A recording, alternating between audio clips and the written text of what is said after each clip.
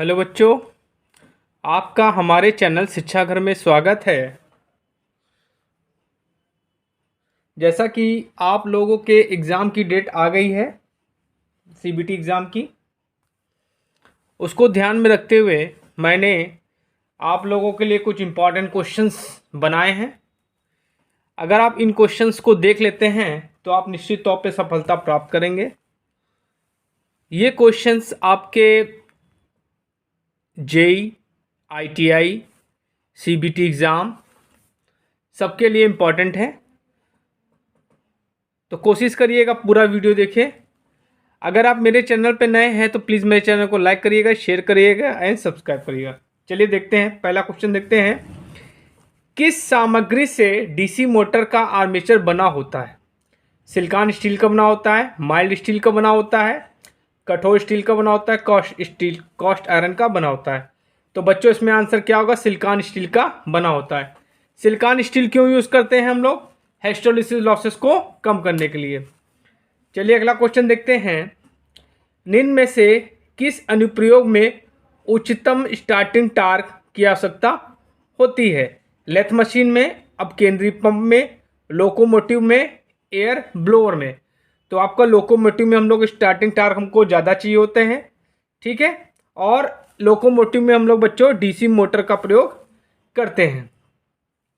DC motor में commutator का मुख्य कार्य क्या है? एसी को डीसी में बदलना, आर्मेचर धारा में वृद्धि करना, आर्मेचर प्रतिरोध कम करना, एक समान टॉर्क उत्पन्न करना। तो देखिए यहाँ पे डीसी मोटर की बात हो रही है, तो डीसी मोटर क्या करेगा? एसी को डीसी में कन्वर्ट करता है। डीसी मोटर की गति नियंत्रण की कौन सी विधि अयोग्य है? Voltage control, field control, armature control, कोई नहीं। तो बच्चों इसमें आंसर क्या होगा? कोई नहीं। ये तीनों आपकी विधियां हैं स्पीड कंट्रोल करने की, ठीक है। चलिए अगला क्वेश्चन देखते हैं। डीसी मोटर में काउंटर ईएमएफ का कार्य क्या है? सप्लाई वोल्टेज को बढ़ाना, सप्लाई वोल्टेज की विरोध करना, ऊर्जा परिवर्तन में सहायता, आर्मेचर वोल्टा नियमन करना। तो बच्चों इसमें आंसर क्या होगा? सप्लाई वोल्टेज का विरोध करना। चलिए अगला क्वेश्चन देखते हैं। डीसी मशीन का योग किसका बना होता है? सिलिकॉन स्टील का, माइल्ड स्टील का, कठोर स्टील का, कास्ट आयरन का। तो जो आपका योग होता है बच्चों वो कास्ट आयरन का बना होता है छोटी मशीनों के लिए, और बड़ी मशीनों के लिए कास्ट स्टील बना होता है। चलिए अगला क्वेश्चन देखते हैं। डीसी शंट मशीन में परिवर्तनीय हानि है? आयरन हानि, शंट फील्ड हानि, आर्मेचर ताम हानि, वायु या घर्षण हानि। तो बच्चों जो आपकी जो आपकी लौ हानियाँ होती हैं वो क्या होती हैं बच्चों? फिक्स होती हैं, उन पर लोड का इफेक्ट नहीं पड़ता। ताम हानियाँ आपकी हमेशा परिवर्तनीय होती हैं जो कि लोड पे डिपेंड करती है। तो इसमें आंसर क्या होगा? आर्मेचर ताम हानि। डीसी मशीन का कम्यूटेटर बना होता है कास्ट आयरन से, हाई ड्रॉन कॉपर से, सिलिकॉन स्टील से, कोई नहीं। तो जो बच्चों आपका कम्यूटेटर होता है ये हाई ड्रॉन कॉपर का बना होता है। चलिए अगला क्वेश्चन देखते हैं। डीसी मोटर में आर्मेचर टॉर्क निम्न के अनुपातिक है? आर्मेचर धारा के, फील्ड फ्लक्स के, गति के, A+B। तो बच्चों इसमें आंसर क्या होगा? आर्मेचर धारा और फील्ड फ्लक्स के अनुपातिक होता है।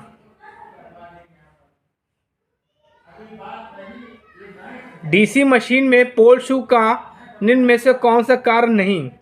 भंवर धारा हानि कम करना, फील्ड वाइंडिंग को सहायता करना, चुंबकीय पथ का प्रतिष्ठम करना, समरूप चुंबकीय क्षेत्र उत्पन्न करना। तो बच्चों आंसर क्या होगा? भंवर धारा हानि को कम करना। डीसी सीरीज मोटर में फील्ड वाइंडिंग के अभिलक्षण है? मोटा तार अधिक टर्न, पतला तार कम टर्न, मोटा तार कम टर्न, पतला तार अधिक टर्न। तो बच्चों आंसर क्या होगा? मोटा तार कम टर्न। चलिए अगला क्वेश्चन देखते हैं। देखिए आपकी जो सीरीज मोटर होती है उसमें क्या होते हैं? टर्न्स कम होते हैं और मोटे तारों का प्रयोग हम लोग करते हैं। और वही बात करें अगर हम संट मोटर की, तो उसमें टर्न्स ज़्यादा होते हैं और पतले तारों का प्रयोग करते हैं। डीसी मशीन में चलते समय प्रेरित ईएमएफ का उद्देश्य धारा को बढ़ाना, प्रयुक्त वोल्टता की सहायता करना, प्रयुक्त वोल्टता का विरोध करना, प्रयुक्त वोल्टता की सहायता व विरोध। तो बच्चों आंसर क्या होगा? प्रयुक्त वोल्टता का विरोध करना। डीसी मोटर में कोर हानि किस भाग में होती है? आर्मेचर में होती है, पोलशू में होती है, योक में होती है, सभी में होती है। तो बच्चों आंसर क्या होगा? Armature is a right answer. एक डीसी शंट मोटर पर भार को आधा कर दें तो टार्क होगा पूर्व 2 गुना हो जाएगा, पूर्व का आधा, पूर्व का 4 गुना, पूर्व का चौथाई। तो क्या हो जाएगा? पूर्व का आधा हो जाएगा। डीसी मोटर में चालक पर लगने वाले बल की दिशा किस नियम से ज्ञात की जाती है? फ्लेमिंग के बाएं हाथ का नियम, लेंज का नियम, एम्पियर का नियम, फ्लेमिंग के दाएं हाथ का नियम। तो बच्चों हमेशा याद रखिएगा मोटर में आपका फ्लेमिंग के बाएं हाथ का नियम यूज होता है और डीसी जनरेटर में आपका फ्लेमिंग के दाएं हाथ का नियम यूज होता है। यहाँ पे मोटर की बात हो रही है तो फ्लेमिंग के बाएं हाथ का नियम यूज होगा। डीसी मशीन में ब्रशों पर स्पार्किंग का मुख्य कारण क्या है? ब्रशों का असंतुलन, कम्यूटेटर का असंतुलन, अत्यधिक भार, कोई नहीं। तो बच्चों आंसर क्या होगा? ब्रशों का असंतुलन। ढालू स्थानों पर इलेक्ट्रिक ट्रेन में प्रयुक्त डीसी मोटर किस तरह कार्य करेगी? सीरीज मोटर की तरह कार्य करेगी, सीरीज जनरेटर की तरह कार्य करेगी, शंट मोटर की तरह कार्य करेगी, शंट जनरेटर की तरह कार्य करेगी। तो बच्चों इसमें आंसर क्या होगा? सीरीज जनरेटर की तरह कार्य करेगी। एक डीसी मोटर का यांत्रिक निर्गत समतुल्य है मोटर इनपुट पावर माइनस घर्षण हानियां, मोटर इनपुट पावर माइनस ताम हानियां, लौ हानियां, वायु घर्षण हानियां, मोटर इनपुट पावर माइनस ताम हानियां। चौथा ऑप्शन है मोटर इनपुट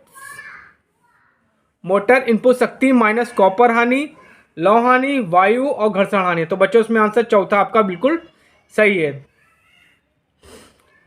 निम्न में से कौन सी मोटर सभी भारों पर स्थिर गति प्रदान करती है?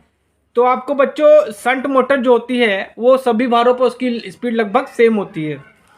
तो उसमें ऑप्शन क्या है आपको? Series motor, shunt motor, differential compound motor, cumulative wound motor. तो बच्चों इसमें आंसर क्या होगा? Shunt motor.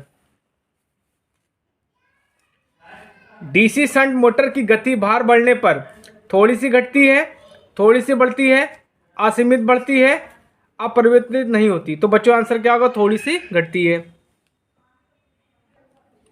2 पॉइंट स्टार्टर का प्रयोग किस मोटर के साथ नहीं किया जा सकता? सीरीज, शंट, कंपाउंड, शंट और कंपाउंड। तो बच्चों आंसर क्या होगा? शंट और कंपाउंड।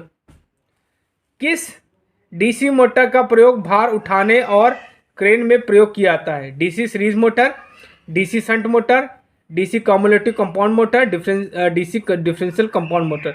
तो बच्चों आंसर क्या होगा? DC series motor. Fly wheel हेतु किस मोटर का चयन करेंगे? डीसी सीरीज मोटर का, डीसी शंट मोटर का, डीसी कम्युलेटिव कंपाउंड मोटर का, डीसी डिफरेंशियल कंपाउंड मोटर का। तो बच्चों आंसर क्या होगा? डीसी शंट मोटर का। अगला क्वेश्चन है वाल्ड नियोनाल्ड विधि क्या है? आर्मेचर प्रतिरोध विधि, फील्ड डाइवर्टर विधि, वोल्टेज कंट्रोल विधि, फील्ड कंट्रोल विधि। तो बच्चों आंसर क्या होगा? वोल्टेज कंट्रोल विधि है वाल्ड नियोनाल्ड विधि। ठीक है, चलिए अगला क्वेश्चन देखते हैं। क्षेत्र नियंत्रण विधि का अन्य नाम क्या है? स्थिर टार्क विधि, स्थिर शक्ति विधि, स्थिर वोल्टता विधि, स्थिर धारा विधि। तो बच्चों आंसर क्या होगा? स्थिर टार्क विधि। डीसी सीरीज मोटर का उपयोग है वाटर पंप, कार को स्टार्ट करने में, fan motor, AC DC drive में। तो बच्चों आंसर क्या होगा, एसी डीसी ड्राइव में। किस डीसी मोटर में सेल्फ स्टार्टिंग सेल्फ लोडिंग गुण सर्वाधिक होता है?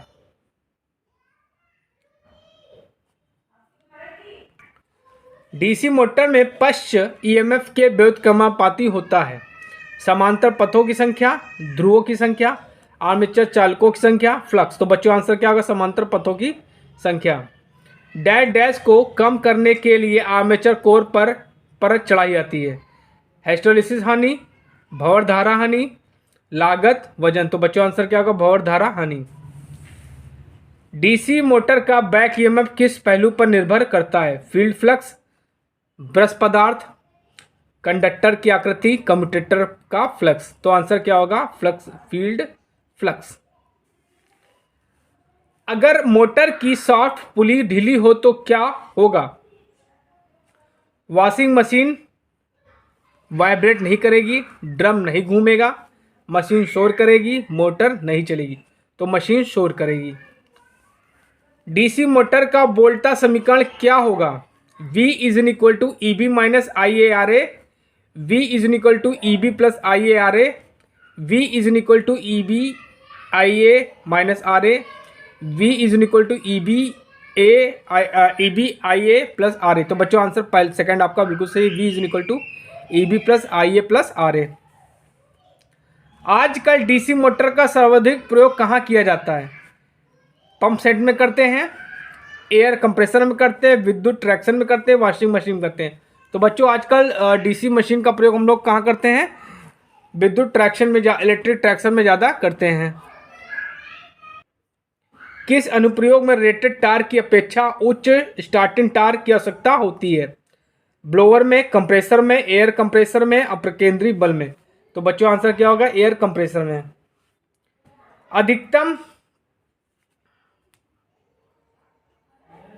अधिकतम योगी दक्षता पर बैक ईएमएफ का सप्लाई वोल्टेज का अनुपात होता है 0.7, 1, 3, 0.5। तो बच्चों आंसर क्या होगा, 0.5। आधा होता है ना बच्चों, इसलिए 0.5 बोल देते हैं इसको। डीसी शंट मोटर की गति आर्मेचर धारा के समानुपाती होती है, आर्मेचर धारा से स्वतंत्र होती है, आर्मेचर धारा के व्युत्क्रमानुपाती होती है, उपरोक्त में से कोई नहीं। तो बच्चों आंसर क्या होगा, आर्मेचर धारा से स्वतंत्र होती है। डीसी मोटर में प्लगिंग प्रदान करती है शून्य ब्रेकिंग टार्क, निम्न ब्रेकिंग टार्क, उच्च ब्रेकिंग टार्क, उपरोक्त में से कोई नहीं। तो बच्चों आंसर क्या होगा, उच्च breaking torque. DC machine hysteresis हानि किस पर न्यूनतम निर्भर करती है? आवृत्ति पर, अधिकतम फ्लक्स घनत्व पर, कोर के ग्रेड व आयतन, शीतलन की वायु दर पर। तो शीतलन की वायु दर पर। डीसी मशीन में उत्पन्न ईएमएफ में रिपल समाप्त करने हेतु प्रयोग करते हैं समकारी छल्ला, इंटरपोल वाइंडिंग, कार्बन ब्रश, अधिक खंडों वाले कम्यूटेटर का प्रयोग। तो बच्चों आंसर क्या होगा, अधिक खंडों वाले कम्यूटेटर का प्रयोग। डीसी मशीन में कम्यूटेशन के दौरान उत्पन्न स्वप्रेरित ईएमएफ कहलाता है प्रतिघाती वोल्टा, टर्मिनल वोल्टा, गतिज प्रेरित ईएमएफ, उपरोक्त में से कोई नहीं।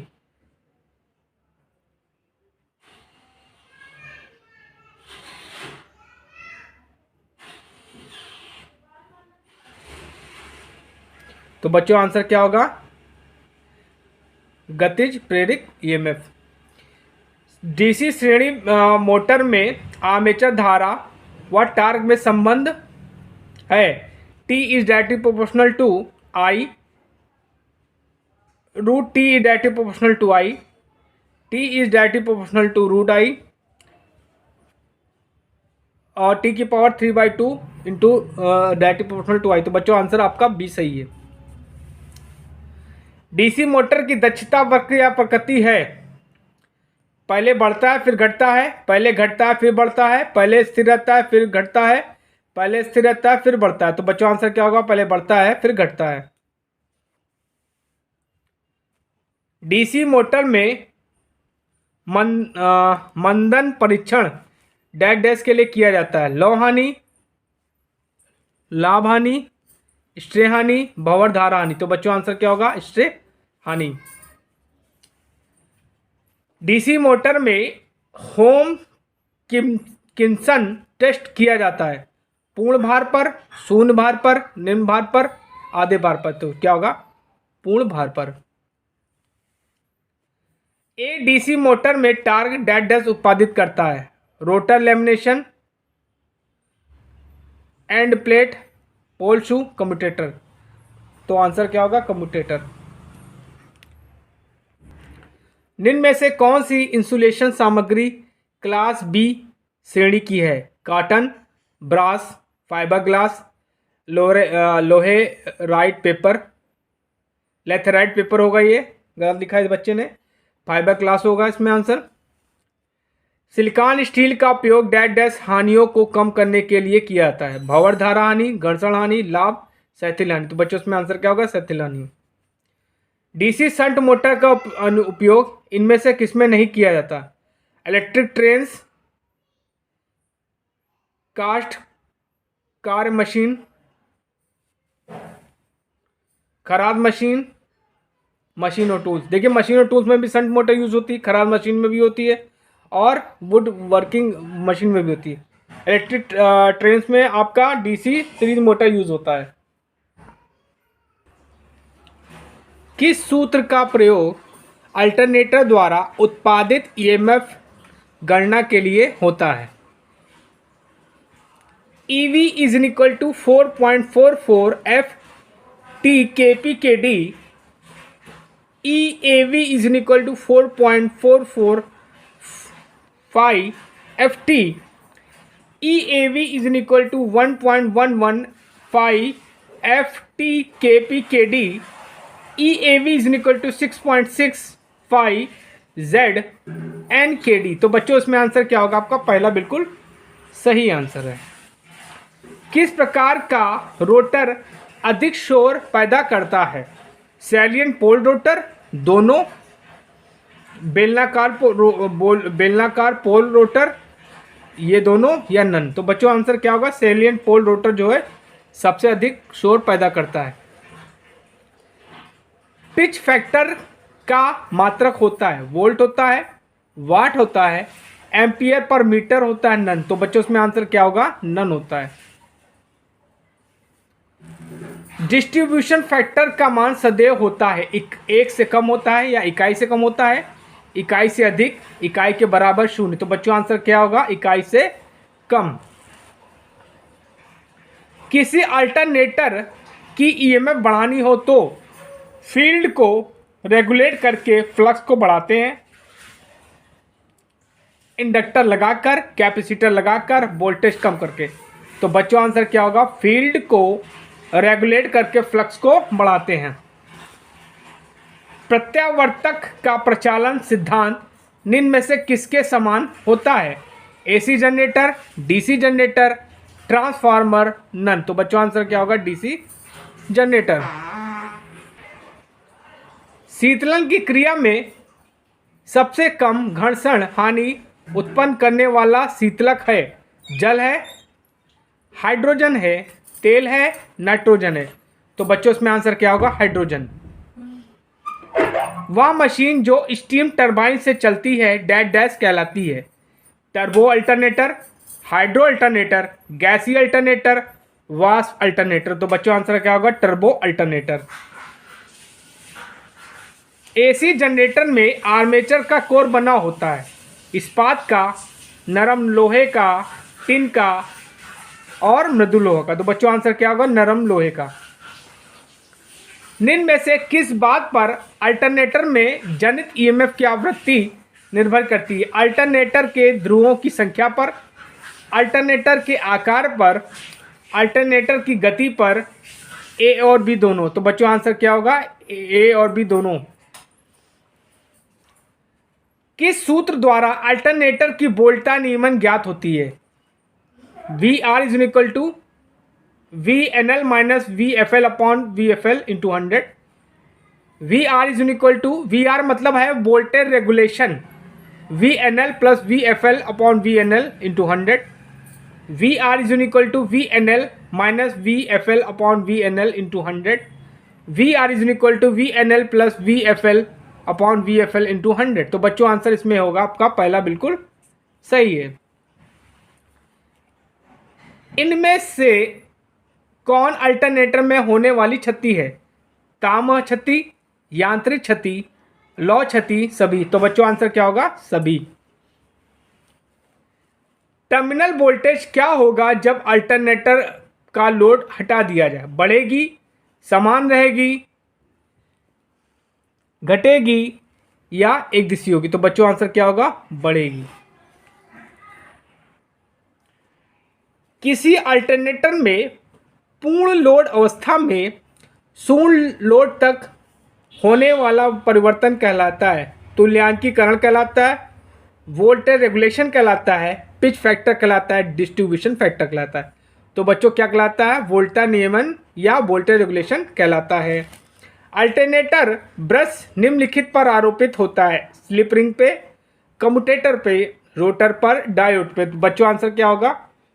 Slip ring. देखिए डीसी मशीनों में आपका क्या होता है? कम्यूटेटर यूज होता है और अल्टरनेटर में क्या होता है? आपका स्लिप रिंग यूज होता है। प्रत्यावर्तक का शक्ति गुणक किस पैरामीटर पर निर्भर करता है? लोड पर, स्पीड ऑफ रोटर पर डिपेंड करता है, कोर हानि पे, आर्मेचर हानिया पे। तो बच्चों आंसर क्या होगा? लोड पर डिपेंड करता है। वाटर पंप में कौन सी मोटर प्रयोग होती है? Slip ring induction motor, squirrel cage induction motor, reluctance motor, synchronous motor. तो बच्चों आंसर क्या होगा? Squirrel cage induction motor. Washing machine और मिक्सर में आमतौर पर कौन से प्रकार की मोटर उपयोग किया जाता है? DC shunt motor, reluctance motor, synchronous motor, universal motor. तो बच्चों आंसर क्या होगा? Universal motor. निम्न में से किसे मेन वाइंडिंग कहा जाता है? रनिंग वाइंडिंग कहा जाता है, डैम्पर वाइंडिंग कहा जाता है, स्टार्टिंग वाइंडिंग को कहा जाता है, नन वाइंडिंग को कहा जाता है? तो बच्चों आंसर क्या होगा? रनिंग वाइंडिंग को कहा जाता है मेन वाइंडिंग। ठीक है। निम्न में से कौन से मोटर की संरचना जटिल और मूल्य अधिक होता है? Capacitor induction motor, universal motor, shaded pole motor, repulsion motor. तो बच्चों आंसर क्या होगा? Repulsion motor. कौन सी मोटर घरेलू फ्रिज में प्रयुक्त होती है? यूनिवर्सल मोटर होती है, कैपेसिटर मोटर होती है, सैडेड पोल मोटर होती है, एसी सीरीज मोटर होती है। तो बच्चों क्या होगा? Capacitor motor. चालकों में चालन व वैलेंस बैंड के मध्य वर्जित ऊर्जा अंतराल 1 इलेक्ट्रॉन वोल्ट होता है, 5 इलेक्ट्रॉन वोल्ट होता है, 0.7 इलेक्ट्रॉन वोल्ट होता है। दोनों बैंड ओवरलैप करते हैं।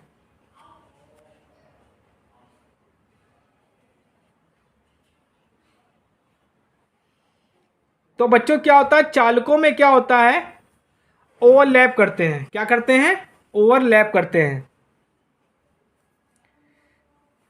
शुद्ध अर्धचालकों में अशुद्धियां मिलाने वाली प्रक्रिया कहलाती है? डोपिंग कहलाती है, आपकी लिथोग्राफी कहलाती है, फैब्रिकेशन कहलाती है, एचिंग कहलाती है। तो बच्चों डोपिंग कहलाती है।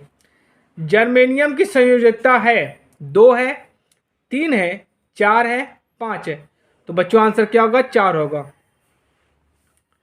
शुद्ध अर्धचालक को कहते हैं इंट्रिंसिक अर्धचालक, एक्सट्रिंसिक अर्धचालक, एन टाइप अर्धचालक, पी टाइप। तो बच्चों आंसर क्या होगा? पहला आपका बिल्कुल सही है। परम शून्य ताप पर क्रमशः जर्मेनियम और सिलिकॉन का वर्जित ऊर्जा अंतराल होता है 1.21 इलेक्ट्रॉन वोल्ट तथा 0.7 इलेक्ट्रॉन वोल्ट, 0.7 इलेक्ट्रॉन वोल्ट तथा 1.2 इलेक्ट्रॉन वोल्ट, 1.21 इलेक्ट्रॉन वोल्ट तथा 1.21 इलेक्ट्रॉन वोल्ट, 0.7 इलेक्ट्रॉन वोल्ट तथा 0.7 इलेक्ट्रॉन। तो बच्चों आपका सेकंड बिल्कुल सही है।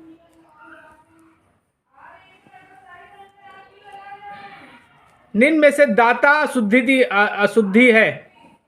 Boron, aluminium, indium, antimony. तो बच्चों आंसर क्या होगा? एंटीमनी।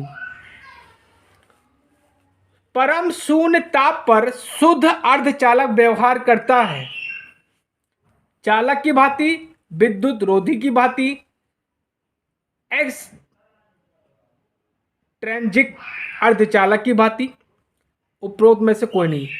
तो बच्चों जो आपका सेमीकंडक्टर होता है नॉर्मल कंडीशन पे वो इंसुलेटर की तरह बिहेव करता है। तो बच्चों आंसर क्या होगा? विद्युत रोधी की भांति। एन टाइप व पी टाइप अर्धचालक क्रमशः निम्न संयोजकता वाले पदार्थ को मिलाने से प्राप्त होते हैं: 3 व 5, 4 व 5, 5 या 4, 5 या 3। तो बच्चों आंसर क्या होगा? 5 या 3।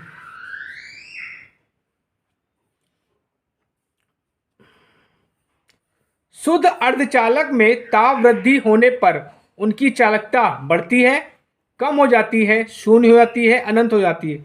तो बच्चों आंसर क्या होगा? बढ़ जाती है। स्वीकारक अशुद्धि के उदाहरण हैं बोरान तथा एल्युमिनियम, आर्सेनिक तथा एल्युमिनियम, इंडियम और एंटीमनी, फास्फोरस और गैलियम। तो बच्चों आंसर क्या होगा? बोरान और एल्युमिनियम। परम शून्य ताप पर GaAs का वर्जित ऊर्जा अंतराल है 0.7 electron volt, 1.41 electron volt, 1.2 electron volt, 4 electron volt. तो बच्चों आंसर क्या होगा? 1.41 इलेक्ट्रॉन वोल्ट। शुद्ध सिलिकॉन में आर्सेनिक की डोपिंग करने पर उसकी चालकता बढ़ जाती है, कम हो जाती है, उतनी ही रहती है, शून्य हो जाती। तो बच्चों आंसर क्या होगा? बढ़ जाती है। माइनॉरिटी कैरियर्स की संख्या निर्भर करती है डोपिंग पर, वोल्टेज पर, ताप पर, दाता अशुद्धियों की संख्या पर। तो बच्चों ताप पर। डायमंड का ऊर्जा अंतराल है, बहुत इंपॉर्टेंट क्वेश्चन है बच्चों, 0.7 electron volt, 0 electron volt, 1.5 electron volt, 7 electron volt. तो बच्चों आंसर क्या होगा? 7 इलेक्ट्रॉन वोल्ट। कॉपर का ऊर्जा अंतराल है 0.7 electron volt, 0 electron volt, 1.5 electron volt, 7 electron volt. तो बच्चों आंसर क्या होगा? 0 इलेक्ट्रॉन वोल्ट। देखिए कॉपर क्या है? कंडक्टर है। कंडक्टर में क्या होता है? कंडक्शन बैंड और वैलेंस बैंड एक दूसरे पर ओवरलैपिंग होते हैं। तो यहाँ पे 0 इलेक्ट्रॉन वोल्ट सही आंसर है। शुद्ध अर्धचालक को कहा जाता है N type, P type, intrinsic, extrinsic. तो बच्चों आंसर क्या होगा? थर्ड बिल्कुल सही है। कंडक्शन बैंड में इलेक्ट्रॉन पर कोई आवेश नहीं होता, अपने पेरेंट एटम से बाउंड रहता है, धनात्मक आवेश रहता है, बैलेंस बैंड से इलेक्ट्रॉन से अधिक ऊर्जा होती है। तो बच्चों आंसर चौथा बिल्कुल सही है। शून्य अर्धचालक का ताप गुणांक होता है 0, निगेटिव, पॉजिटिव, उपरोक्त में से कोई। तो बच्चों आंसर क्या होगा? निगेटिव। बढ़ती चालकता के आधार पर निम्न में से सही क्रम है: copper, silicon, germanium, diamond, copper, germanium, diamond, silicon, diamond, silicon, germanium, copper, diamond, germanium, silicon, copper.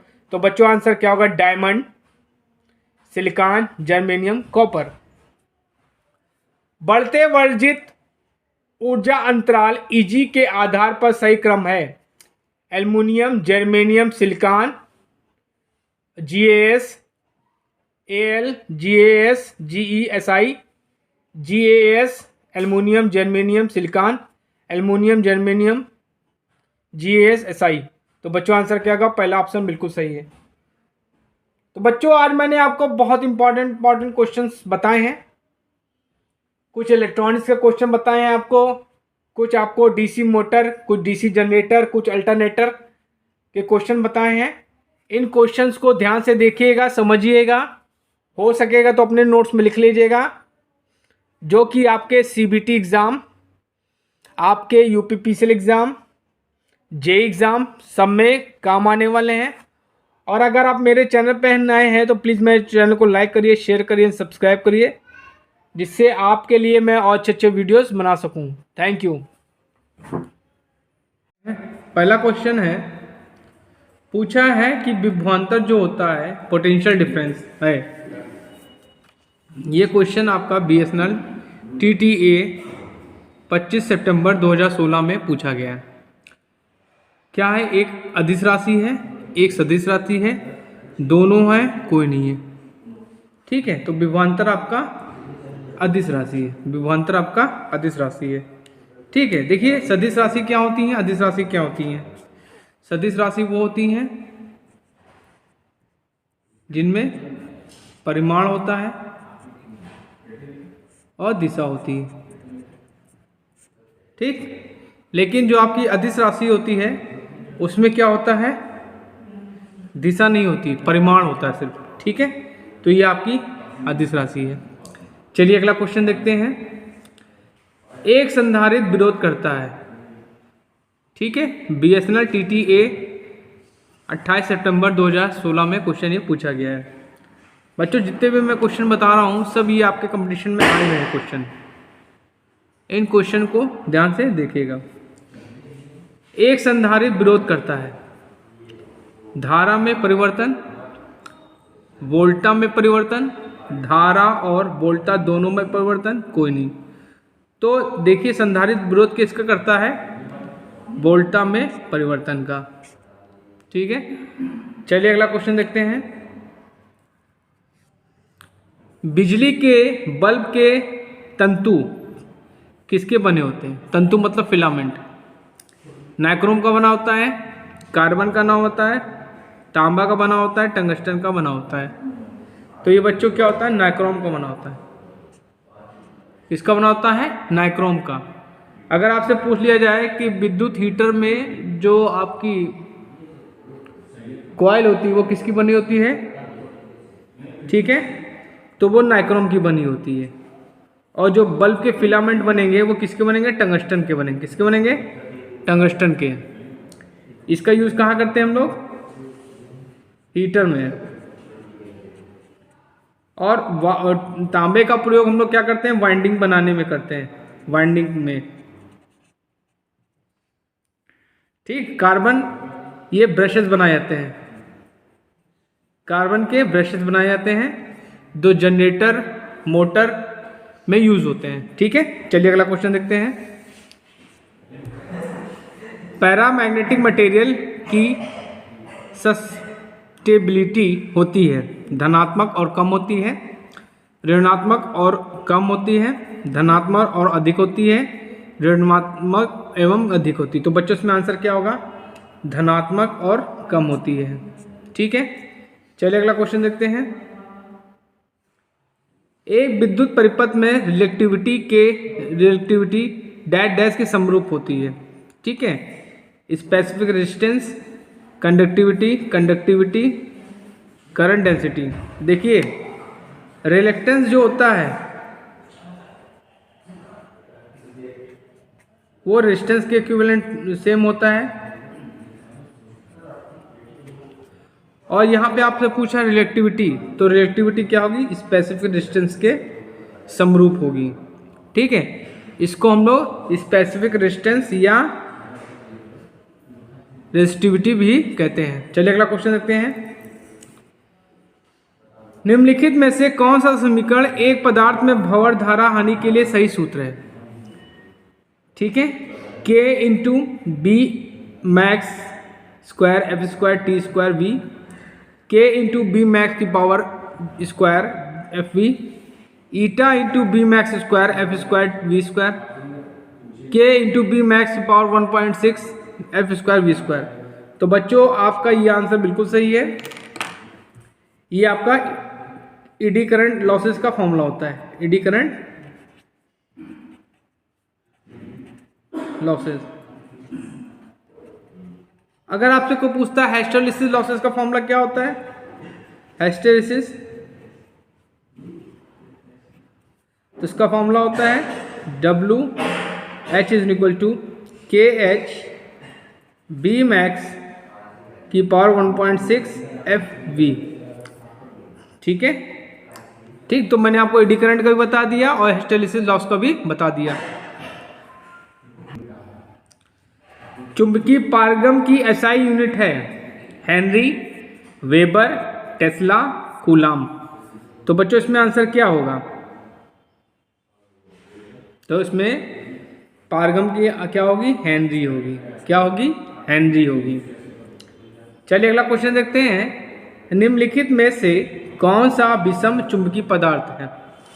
Copper है, पोटेशियम है, टंगस्टन है, ऑक्सीजन है। तो बच्चों इसमें आंसर क्या होगा आपका? कॉपर बिल्कुल सही आंसर है। चलिए अगला क्वेश्चन देखते हैं। देखिए अगला क्वेश्चन, ये आपको एक सर्किट दे दिया गया है, ठीक है। अब इसमें आपसे पूछा है कि टोटल डिस्टेंस की वैल्यू क्या होगी यहाँ पे। तो चलिए इसको सॉल्व करते हैं। देखिए ये और ये और ये किस में हो गए? सीरीज में हो गए, ठीक। चलिए क्वेश्चन को थोड़ा हम अलग से आपको सॉल्व करके दिखाते हैं। अब ये देखिए ये रेजिस्टेंस और ये रेजिस्टेंस किस में? सीरीज में।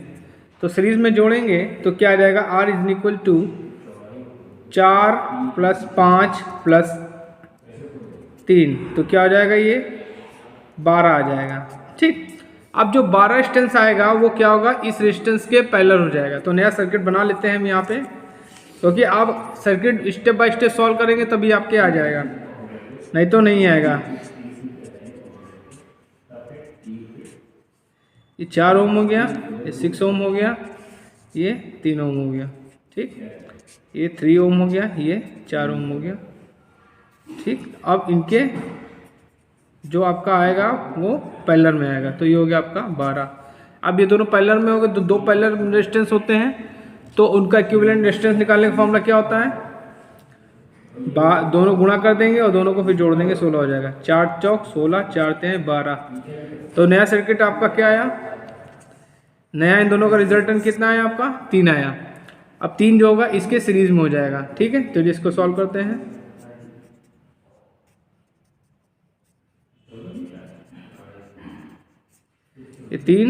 ये 3 हो गया, ठीक है।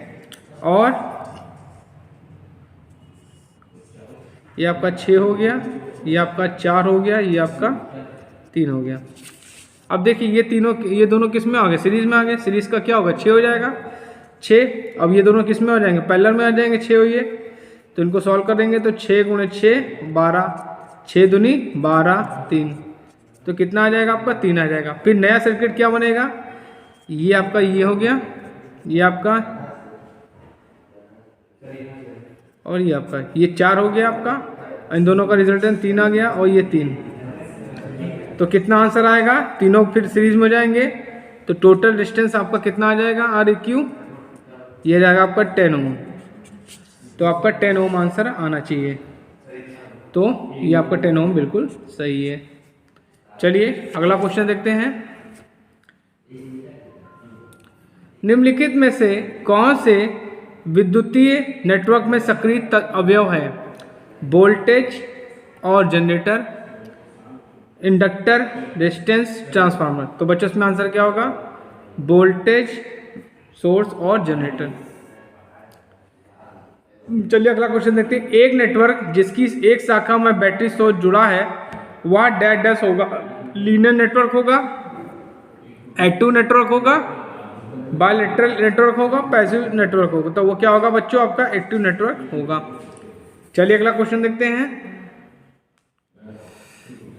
निम्नलिखित में से किस मापक उपकरण में सबसे कम आंतरिक प्रतिरोध होता है? वोल्ट मीटर, अमीटर, ओम मीटर, मेगर। तो बच्चों इसमें आंसर क्या होगा? ओम मीटर सही होगा, सॉरी अमीटर बिल्कुल सही होगा। और अमीटर का प्रयोग हम लोग किस में करते हैं? करंट को मेजर करने के लिए करते हैं। किसको? करंट को। और सर्किट के सीरीज में जुड़ता है। किस में? सीरीज में जुड़ता है। ओम मीटर रेजिस्टेंस को नापने के लिए करते हैं हम लोग। Volt meter voltage. और ये क्या होता है? पैरेलल में यूज होता है। ये किस में होता है? पैरेलल में कनेक्ट करते हैं। बचा आपका मेगर हम लोग इंसुलेशन नापते हैं, इंसुलेशन मेजर करते हैं, ठीक है। चलिए अगला क्वेश्चन देखते हैं।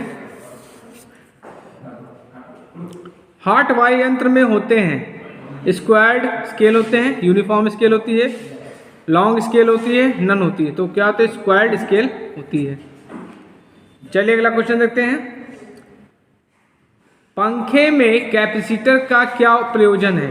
रफ्तार को बढ़ाता है, फेज शिफ्ट देना, गड़बड़ी उत्पन्न होने पर पंखे को बचाना, रफ्तार को कंट्रोल करना। तो बच्चों आंसर क्या होगा? फेज शिफ्ट करता है, फेज शिफ्ट देता है, फेज शिफ्ट देना। चलिए अगला क्वेश्चन देखते हैं। यदि औसत मान ज्ञात है तो डैश डैश की गणना द्वारा आरएमएस मान ज्ञात किया जा सकता है। 1.5 इंटू अधिकतम मान, 1.11 इंटू अधिकतम मान, 1.11 इंटू प्रभावी मान, 1.11 इंटू औसत मान। देखिए फॉर्म फैक्टर क्या होता है? ये होता है आपका IRMS अपॉन एवरेज वैल्यू, ये फॉर्मूला होता है। ठीक, आपको RMS की वैल्यू पूछ रहा है तो RMS की वैल्यू क्या आ जाएगी? IRMS की KF इंटू IAV होगा, और KF की वैल्यू क्या होती है? 1.1 होती है, और एवरेज वैल्यू IF। तो बच्चों ये आपका चौथा ऑप्शन बिल्कुल सही है। ठीक है, 1.11 इंटू कह सकते हैं IAV या VAV, कुछ भी कर सकते हैं। ठीक है, चलिए अगला क्वेश्चन देखते हैं। एक DC सर्किट में इंडक्टिव रिएक्टेंस क्या होगा? एक ही AC सर्किट के मामले में समान, बहुत ज़्यादा, उच्च और शून्य। तो बच्चों क्या होगा? शून्य होगा।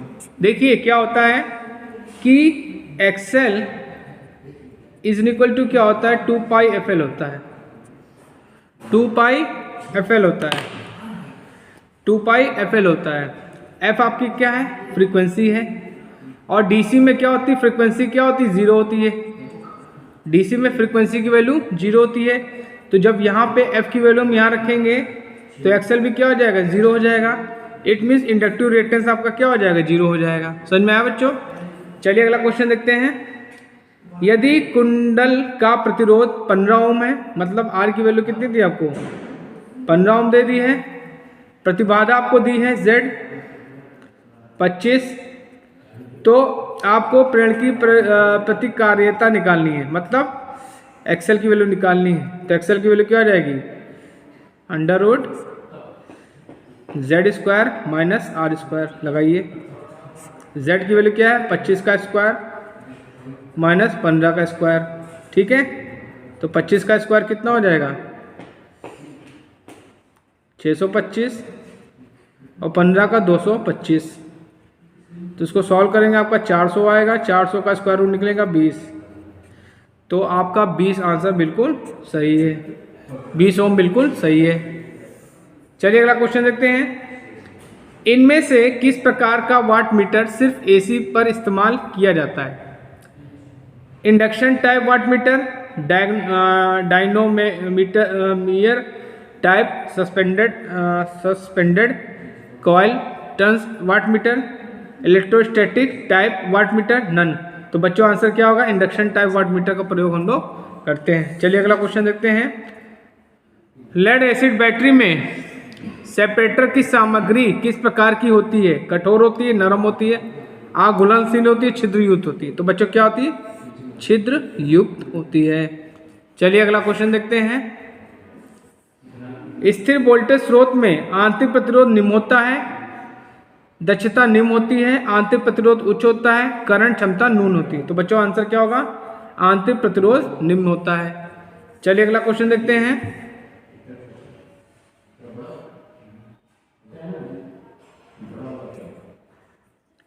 किसी ट्रांसफार्मर में उत्पन्न हुई ध्वनि को डैश डैश नाम दिया जाता है? बज, रिंगिंग, जूम, हम। तो इसको बोलते हो बच्चों हम बोलते हैं। क्या बोलते हैं? हम बोलते हैं। चलिए अगला क्वेश्चन देखते हैं। ट्रांसफार्मर में लोड के अनुसार किस प्रकार के क्षय में परिवर्तन होता है? आयरन लॉस होता है, हिस्टोलिसिस लॉस होता है, एडी करंट लॉस होता है, कॉपर लॉस होता है? तो बच्चों इसमें आंसर क्या होगा? Copper loss. अब बच्चों देखिए आयरन लॉस जो होता है उसको कोर लॉस भी बोलते हैं। ये दो होते हैं, एडी करंट लॉस होते हैं और हिस्टोलिसिस लॉस होते हैं।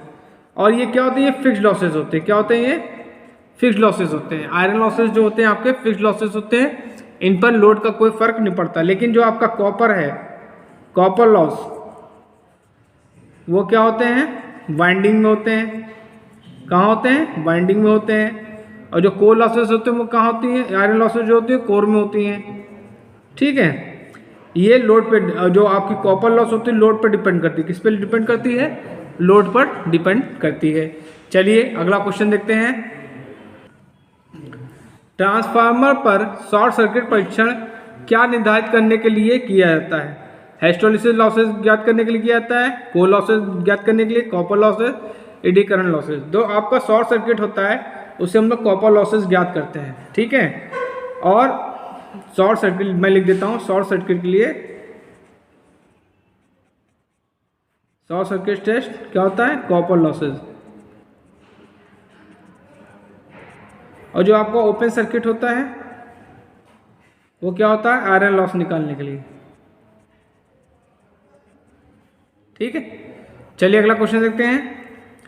सीटी एक डैश डैश है, स्टेप डाउन ट्रांसफार्मर है, पावर ट्रांसफार्मर है, स्टेप अप ट्रांसफार्मर है, डिस्ट्रीब्यूशन ट्रांसफार्मर। देखिए जो आपका करंट सिटी को हम लोग करंट ट्रांसफार्मर बोलते हैं। जो करंट ट्रांसफार्मर होता है वो क्या है, step up transformer, step up transformer. और जो आपका पीटी होता है, पोटेंशियल ट्रांसफार्मर, वो क्या होता है, स्टेप डाउन होता है। ठीक है, अब पावर ट्रांसफार्मर की आपसे कभी कभी इफिशियंसी पूछ लेता है, तो ये होती है 95% से लेकर 99%। ठीक, और जो डिस्ट्रीब्यूशन की होती है 50% से लेकर इफिशियंसी 60% तक वेरी करती है। और आपका जो आइडियल ट्रांसफार्मर होता है उसकी इफिशियंसी क्या होती है, 100%। चलिए अगला क्वेश्चन देखते हैं। किरचॉफ वोल्टा नियम किसके साथ संबंध दर्शाता है। संधि धारा, तुल्य प्रतिरोध, वोल्टापात और संधि वोल्टा। तो बच्चों आंसर क्या होगा, वोल्टेज ड्रॉप। वोल्टेज ड्रॉप को दर्शाता है। और संधि धारा जो है आपका प्रथम नियम। ठीक है, इसको बोलते हैं फर्स्ट लॉ, इसको बोलते हैं सेकंड लॉ। ये किस पे होता है, ये आवेश संरक्षण पे होता है। प्रथम नियम आवेश संरक्षण पर, और ये ऊर्जा संरक्षण पे है, सेकंड वाला। चलिए अगला क्वेश्चन देखते हैं। पृथ्वी का प्रतिरोध कितना है, 1 मेगा ओम है, 20 ओम मेगा ओम है, अनंत है, लगभग शून्य। तो जो पृथ्वी का जो प्रतिरोध होता है वो लगभग शून्य होता है। ठीक है, और हम लोग अर्थिंग इसलिए करते हैं कि जो आपके कोई फॉल्ट हो, कोई करंट हो, वो ग्राउंड हो जाए। और जब करंट में ग्राउंड का मतलब अर्थ का रेजिस्टेंस ज़्यादा होगा तो करंट आसानी से फ्लो नहीं हो पाएगी। इसलिए क्या होता है, रेजिस्टेंस इसका अर्थ का क्या होता है, जब कम होता है, लगभग शून्य होता है, तो करंट जो होती है वो क्या होती है, ग्राउंड हो जाती है। ठीक है, चलिए अगला क्वेश्चन देखते हैं। 1 किलोवाट, आपका जो 1 किलोवाट है, 1 किलोवाट डैश डैश होता है, 1.1 HP के बराबर होता है, 1.5 HP के बराबर होता है, 1.34 HP के बराबर होता है, 1.66 HP के बराबर। तो आपका सेकंड ऑप्शन बिल्कुल सही है, 1.34 HP के बराबर होता है। चलिए अगला क्वेश्चन देखते हैं। बहुत इंपॉर्टेंट क्वेश्चन है, कई एग्जाम में पूछा गया है। किसी आदर्श वोल्टेज स्रोत का आंतरिक प्रतिरोध कितना होता है। 1000 ओम होता है, 0 ओम होता है, अनंत होता है और 500। तो बच्चों क्या होता है, आंतरिक प्रतिरोध क्या होता है, शून्य होता है। और ये 1000 ओम दिया है, इसको हम लोग 1 किलो ओम भी बोलते हैं। ये आपका मानव शरीर का प्रतिरोध है, मानव शरीर का प्रतिरोध। मानव शरीर का प्रतिरोध कितना है, 1000 ओम या 1 किलो ओम। ठीक है, चलिए अगला क्वेश्चन देखते हैं। स्थैतिक बिजली का उत्पादन किस कारण से होता है। प्रकाश के कारण, ऊष्मा के कारण, चुंबकत्व के कारण, घर्षण के कारण। जो तो आपका चौथा ऑप्शन बिल्कुल सही, घर्षण के द्वारा, फ्रिक्शन के द्वारा हम लोग स्थैतिक बिजली का उत्पादन होता है। चलिए अगला क्वेश्चन देखते हैं। निम्नलिखित में से कौन सा आग का कारण नहीं है? गलत फ्यूज रेटिंग, लाइन व न्यूट्रल के बीच क्षतिग्रस्त इंसुलेशन, ढीले कनेक्शन और 3 फेज में रिवर्स कनेक्शन। तो बच्चों इसमें आंसर क्या होगा आपका? कारण नहीं है।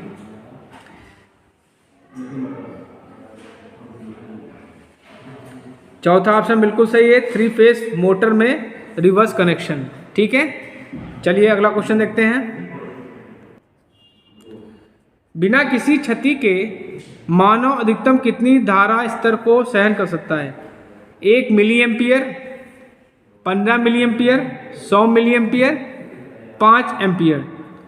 तो आपका 15 मिली एम्पियर तक जो है मानव शरीर झटके सह सकता है, और 20 मिली एम्पियर पे उसको झटका लगेगा। 15 मिली एम्पियर तक सह सकता है और 20 मिली एम्पियर पे उसको झटका लगेगा, और 100 मिली एम्पियर से 200 मिली एम्पियर तक स्किन जल सकती है, स्किन जल जाती है। ये भी आपको पता होना चाहिए। ठीक है, चलिए अगला क्वेश्चन देखते हैं। कठोर तारों को काटने के लिए कौन से प्लायर सर्वाधिक प्रयुक्त होते हैं? लॉकिंग प्लायर, वायर स्ट्रिपर, लंबी नोज वाला प्लायर, डायगोनल प्लायर। तो बच्चों आंसर क्या है आपका? Diagonal plier. लंबी नोज वाला प्लायर वहां यूज करते हैं जहां पे रास्ता सकरा हो। ठीक है, और वायर स्ट्रिपर से हम लोग वायर काटते हैं, वायर कट। चलिए अगला क्वेश्चन देखते हैं। लोहे की चादर को सीधा करने के लिए डैश डैश का प्रयोग होता है? मैलेट का प्रयोग करते हैं, आरी का प्रयोग करते हैं, सपाट फाइल का प्रयोग करते हैं, ड्रिलिंग मशीन। तो मैलेट का हम लोग प्रयोग करते हैं। ये क्या होता है? लकड़ी का बना हुआ हथौड़ा होता है, लकड़ी का हथौड़ा, लकड़ी का हथौड़ा। ठीक, ड्रिलिंग मशीन जानते हैं, छेद करने के लिए होता है, आरी काटने के लिए होती है। ठीक है, चलिए अगला क्वेश्चन देखते हैं। यहाँ पे एक आपको आकृति दे दी गई है और पूछा है कि ये क्या है, किसका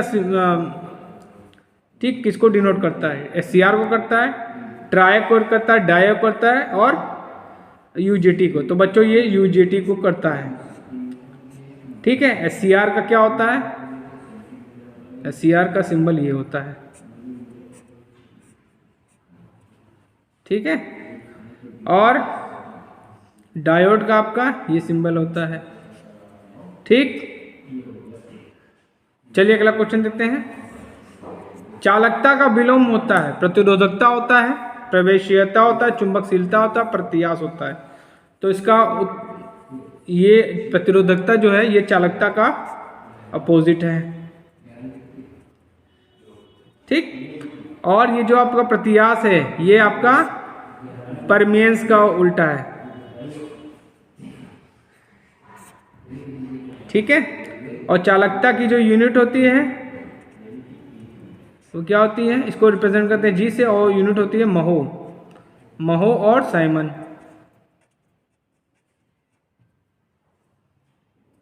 ठीक, और प्रत्यास को हम लोग रिलेक्टेंस बोलते हैं इंग्लिश में। इसकी होती है वेबर,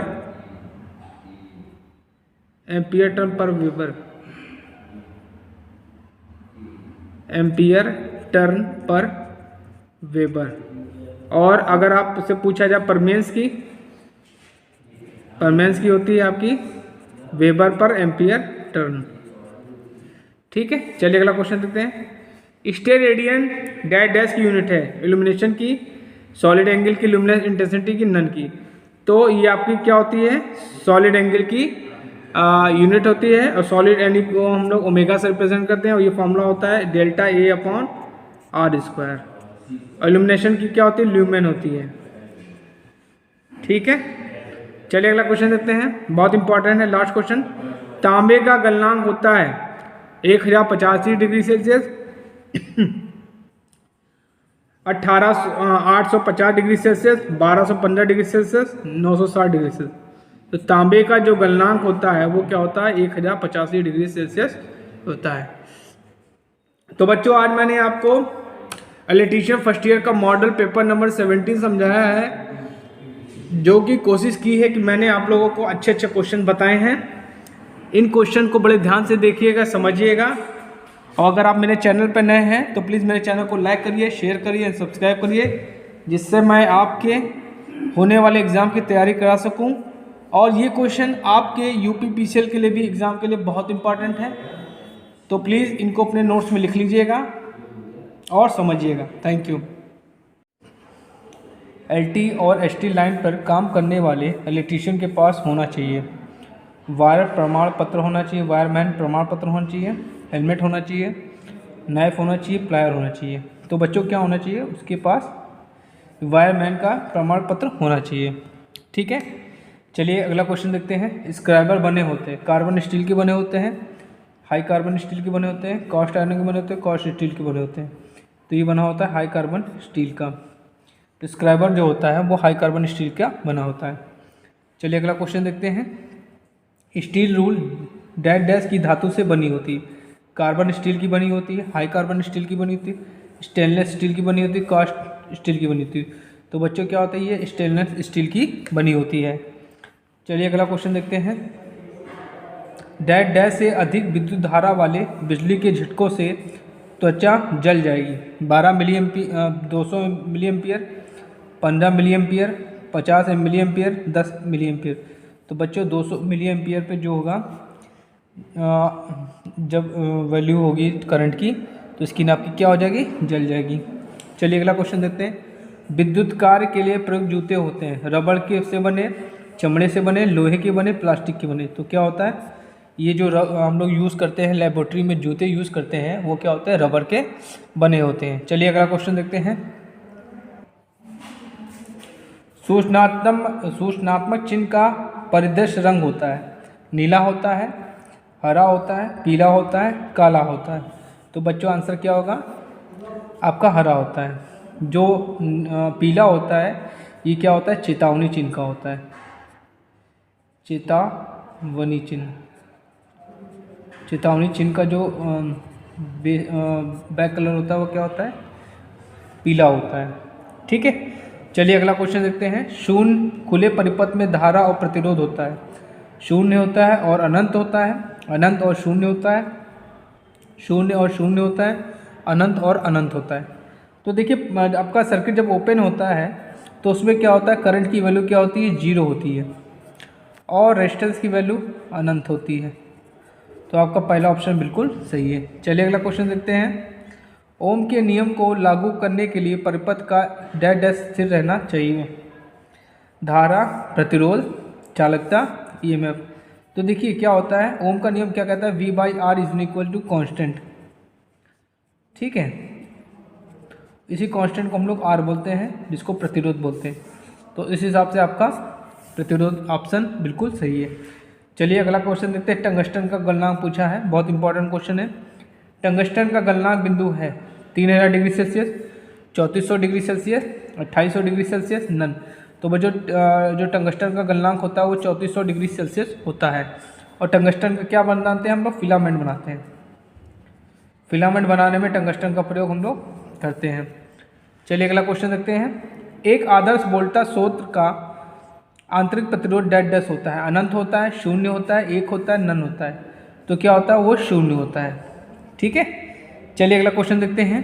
केवीएल किस सिद्धांत पर कार्य करता है, आवेश संरक्षण, ऊर्जा संरक्षण, जूल का नियम, नन। तो देखिए जो केवीएल होता है वो क्या होता है, ऊर्जा संरक्षण पर कार्य करता है, ऊर्जा संरक्षण पर। और जो आपका केसीएल होता है वो क्या होता है, आवेश संरक्षण पे कार्य करता है। चलिए अगला क्वेश्चन देखते हैं।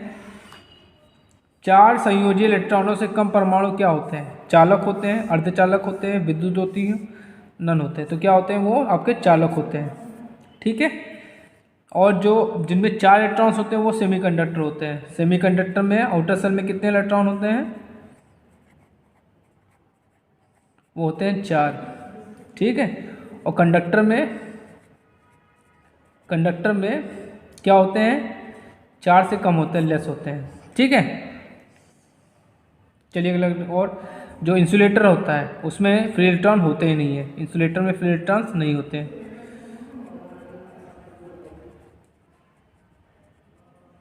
नो। चलिए अगला क्वेश्चन देखते हैं। मानव शरीर एक है, चालक है, अर्धचालक है, विद्युत द्रोती नन है। तो बच्चों आपका क्या है, मानव शरीर जो है एक प्रकार का चालक है। आपसे ये भी क्वेश्चन पूछ सकता है कि मानव शरीर का रेजिस्टेंस कितना होता है। तो मानव शरीर का जो रेजिस्टेंस होता है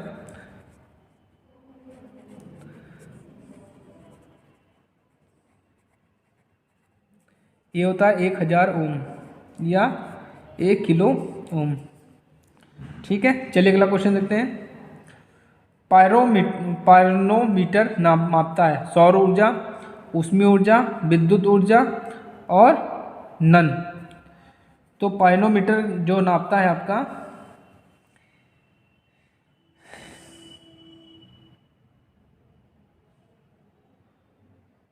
ये आपको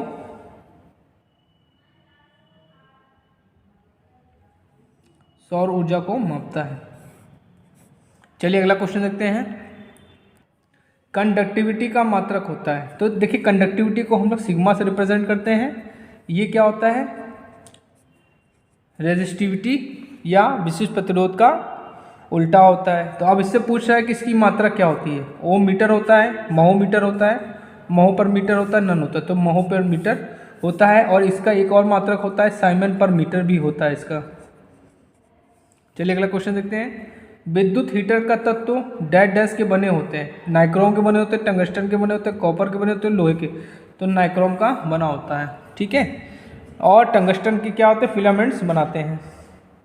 चलिए अगला क्वेश्चन देखते हैं। ओम का नियम लागू होता है एसी परिपथ में होता है, डीसी परिपथ में होता है, एसी डीसी दोनों में होता है, नन। तो बच्चों ओम का नियम जो होता है एसी परिपथ में भी लागू होता है और डीसी परिपथ में भी लागू होता है। चलिए अगला क्वेश्चन देखते हैं। बहुत इंपॉर्टेंट क्वेश्चन है। विद्युत की गति होती है 3 गुणे 10⁸ मीटर पर सेकंड, 3 गुणे 10⁴ मीटर पर सेकंड, 3 गुणे 10⁻10 मीटर पर सेकंड और नन। तो बच्चों जो विद्युत की गति होती है वो क्या होती है, प्रकाश की गति के लगभग बराबर होती है। तो ये होती है 3 × 10⁸ मीटर पर सेकंड। चलिए अगला क्वेश्चन देखते हैं। प्रतिरोधक बनाने के लिए एक आधार सामग्री है, कार्बन है, लोहा है, कॉपर है, प्लास्टिक है। तो कार्बन के रेजिस्टेंस हम लोग बनाते हैं। चलिए अगला क्वेश्चन देखते हैं। बहुत इंपॉर्टेंट है। बस बार में प्रयोग की जाने वाली धातु है, चांदी है, लोहा है, एल्युमिनियम है, जर्मेनियम है। तो हम लोग क्या करते हैं, बस बार में एल्युमिनियम का प्रयोग करते हैं, ठीक है। चलिए अगला क्वेश्चन देखते हैं। अर्धचालकों में एनर्जी गैप होता है 1 से 2 इलेक्ट्रॉन वोल्ट होता है, 3 से 4 इलेक्ट्रॉन वोल्ट होता है, 5 से 6 इलेक्ट्रॉन वोल्ट होता है, नन होता है। तो एनर्जी गैप जो होता है ये देखिए, ये आपका क्या हो गया, कंडक्शन बैंड हो गया, ये आपका वैलेंस बैंड हो गया। तो ये आपका एनर्जी गैप हो गया, ठीक है। ये आपका क्या होगा, कंडक्शन बैंड हो गया और ये आपका वैलेंस बैंड हो गया। इनके बीच में एनर्जी गैप होता है, ये क्या होता है, 102 इलेक्ट्रॉन वोल्ट होता है। चलिए अगला क्वेश्चन देखते हैं। टिन का गलनांक होता है 200 degree Celsius, 300 degree Celsius, 232 degree Celsius और 400 डिग्री सेल्सियस। तो बच्चों आंसर क्या होगा, 232 डिग्री सेल्सियस टिन का गलनांक होता है। चलिए अगला क्वेश्चन देखते हैं। फ्लक्स जोड़ी जाने वाली वस्तुओं की सतह को से रोकता है, ऑक्सीडेशन से रोकता है, इलेक्ट्रोलिसिस से रोकता है, रिडक्शन से रोकता है और नन। तो आपका क्या होगा, ऑक्सीकरण से या ऑक्सीडेशन से रोकता है। चलिए अगला क्वेश्चन देखते हैं।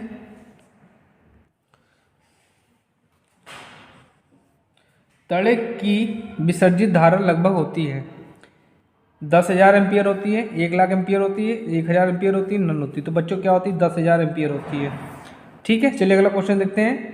RCCB का फुल फॉर्म है residual current circuit breaker, residual cascade circuit breaker, residual cast circuit breaker और नन। तो बच्चों RCB का फुल फॉर्म होता है रेजिडुअल करंट सर्किट ब्रेकर। आपसे ELCB का भी पूछ सकता है। तो ELCB का होता है अर्थ लीकेज सर्किट ब्रेकर। और आपका एमसीबी का होता है मिनिएचर सर्किट ब्रेकर। और एमसीसीबी का होता है मोल्डेड केस सर्किट ब्रेकर। चलिए अगला क्वेश्चन देखते हैं।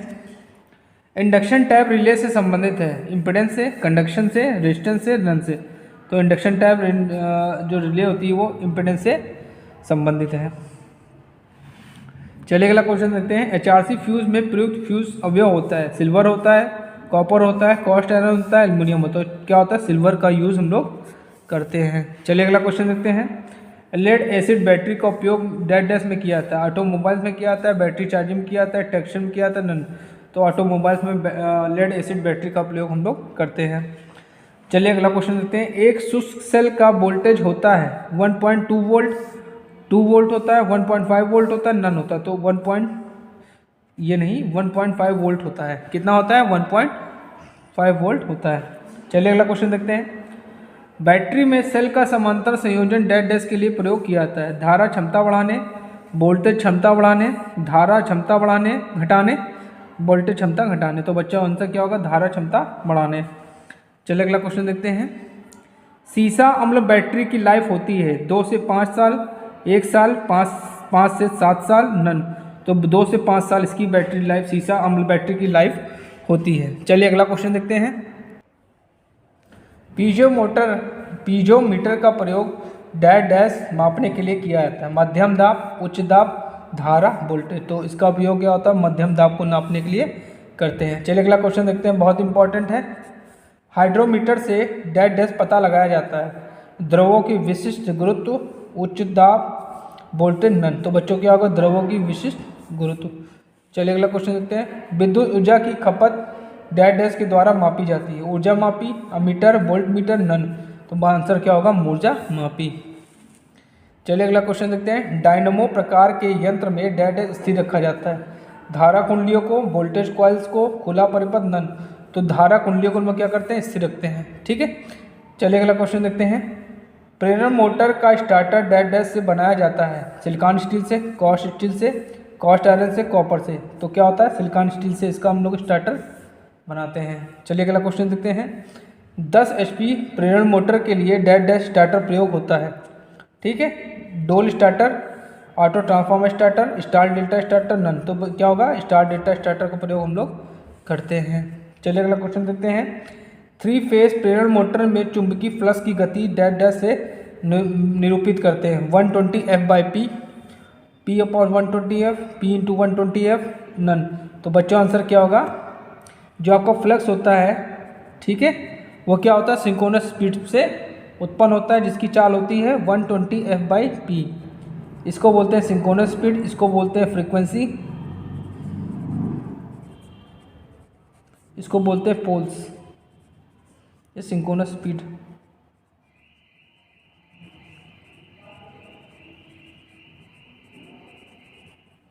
चलिए अगला क्वेश्चन देखते हैं। घरेलू रेफ्रिजरेटर में प्रयुक्त मोटर होती है, 3 फेज इंडक्शन मोटर होती है, सिंक्रोनस मोटर होती है, सिंगल फेज इंडक्शन मोटर होती है, अल्टरनेटर होता है। तो क्या होती है, जो घरेलू रेफ्रिजरेटर्स होता है उसमें हम लोग सिंगल फेज इंडक्शन मोटर का प्रयोग करते हैं। चलिए अगला क्वेश्चन देते हैं।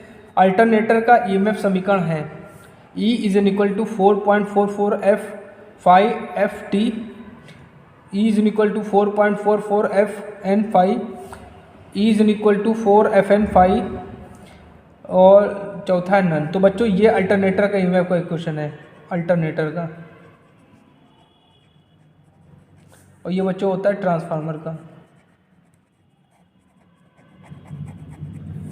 चलिए अगला क्वेश्चन देखते हैं। अल्टरनेटर में एक्साइटर जुड़ा होता है, स्टेटर पे जुड़ा होता है, वाइंडिंग्स में जुड़ा होता है, रोटर में जुड़ा होता है, नन। तो बच्चों क्या होता है, रोटर पे जुड़ा होता है। चलिए अगला क्वेश्चन देखते हैं। अल्टरनेटर की आर्मेचर वाइंडिंग का कनेक्शन होता है स्टार में होता है, हमेशा डेल्टा में होता है, स्टार और डेल्टा दोनों में होता है, नन। तो बच्चों आंसर क्या होगा, हमेशा स्टार में होता है। चलिए अगला क्वेश्चन देखते हैं।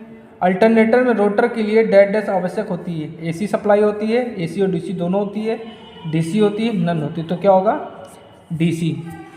चलिए अगला क्वेश्चन देखते हैं। सिंक्रोनस मोटर डेड डैश के लिए प्रयोग की जाती है। फ्रीक्वेंसी बढ़ाने के लिए की जाती है, वोल्टेज बढ़ाने के लिए, पावर फैक्टर बढ़ाने के लिए, नन। तो बच्चों सिंक्रोनस मोटर जो होती है उसका पावर फैक्टर अच्छा होता है और इसका प्रयोग हम लोग क्या करते हैं, पावर फैक्टर इम्प्रूवमेंट के लिए करते हैं। चलिए अगला क्वेश्चन देखते हैं, लास्ट क्वेश्चन देखते हैं। Synchronous motor dead dash power factor पे वर्क करती है, यूनिटी पे करती है, लीडिंग करती है, लैगिंग करती है, ऑल अबव। तो जो सिंक्रोनस मोटर होती है बच्चों वो क्या होती है, यूनिटी पे भी वर्क करती है, लीडिंग पे भी वर्क करती है और लैगिंग पे भी वर्क करती है। तो आपका law all of the option बिल्कुल सही है। तो बच्चों आज मैंने आपको मॉडल पेपर 5 का पार्ट बी बताया है। कोशिश करिएगा इनको नोट्स को, इन क्वेश्चंस को अपने नोट्स में लिख लीजिएगा और मेरे वीडियो को पूरा देखिएगा, जिससे आपको निश्चित तौर पर सफलता मिलेगी। और क्या पता, हो सकता पूरा पेपर ही ये आपका आ जाए।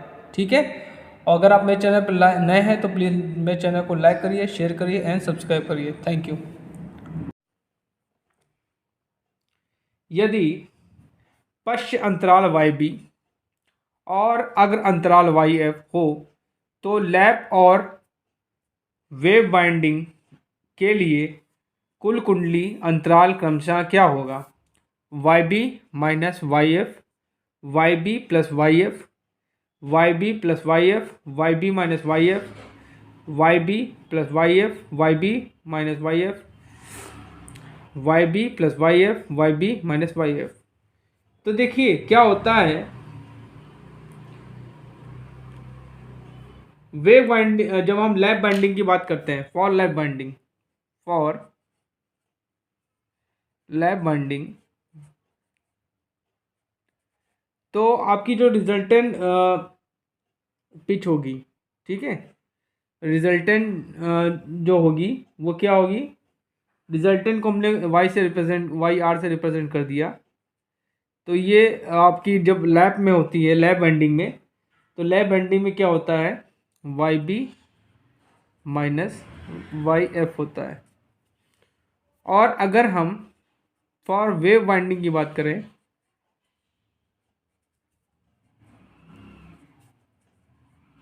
तो बच्चों ये होता है YR is in equal to YB plus YF। तो इस हिसाब से आपका पहला ऑप्शन बिल्कुल सही है। ठीक है, चलिए अगला क्वेश्चन देखते हैं।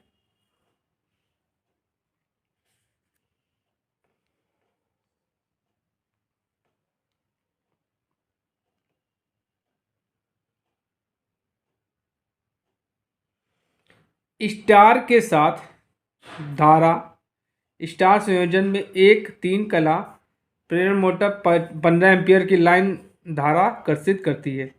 यदि डेल्टा संयोजन हो तो यह लाइन धारा कर्षित करेगी। देखिए स्टार कनेक्शन में यहाँ पे इन्होंने दिया है लोड करंट की वैल्यू कितनी दी है, 15 एम्पियर। ठीक है, और स्टार कनेक्शन में क्या होता है बच्चों, स्टार कनेक्शन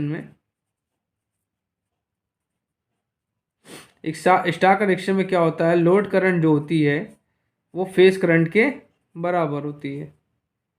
ठीक है, और आपका जो लाइन वोल्टेज होता है वो √3 टाइम्स ऑफ फेज वोल्टेज का होता है। ठीक, अगर हम डेल्टा की बात करें, डेल्टा कनेक्शन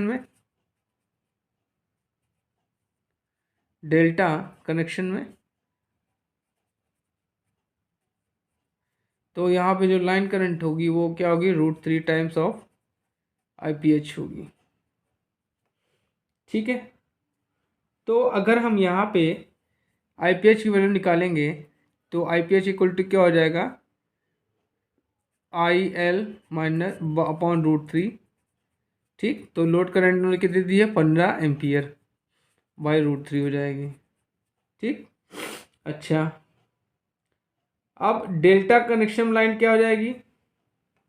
डेल्टा कनेक्शन में, डेल्टा में, डेल्टा कनेक्शन में ये क्या हो जाएगी? आई लोड जो करंट हो जाएगी क्या होगी? वो हो जाएगी √3 ऑफ IPH हो जाएगी। और IPH की वैल्यू ये निकाली अपने, तो क्या हो जाएगी? 15/√3 इंटू √3, तो ये आपका आ जाएगा 15 एम्पियर। ठीक है, तो आपका आंसर क्या आ जाएगा? 15 ampere is the right answer. ठीक, चलिए अगला क्वेश्चन देखते हैं। निम्न में से कौन वैद्युत वायरिंग का एक तकनीक नहीं है? Baton wiring, casing capping wiring, Hampton wiring, lead sheathed wiring. तो बच्चों क्या होगा? हैम्पटन वायरिंग जो होती है वो एक वायरिंग नहीं होती है। चलिए अगला क्वेश्चन देखते हैं। किसी डबल केज प्रेरण मोटर में यदि एक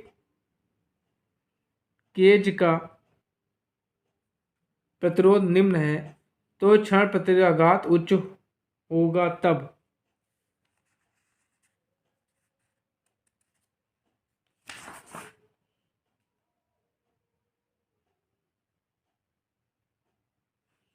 ठीक, तो ऑप्शन क्या दिया है?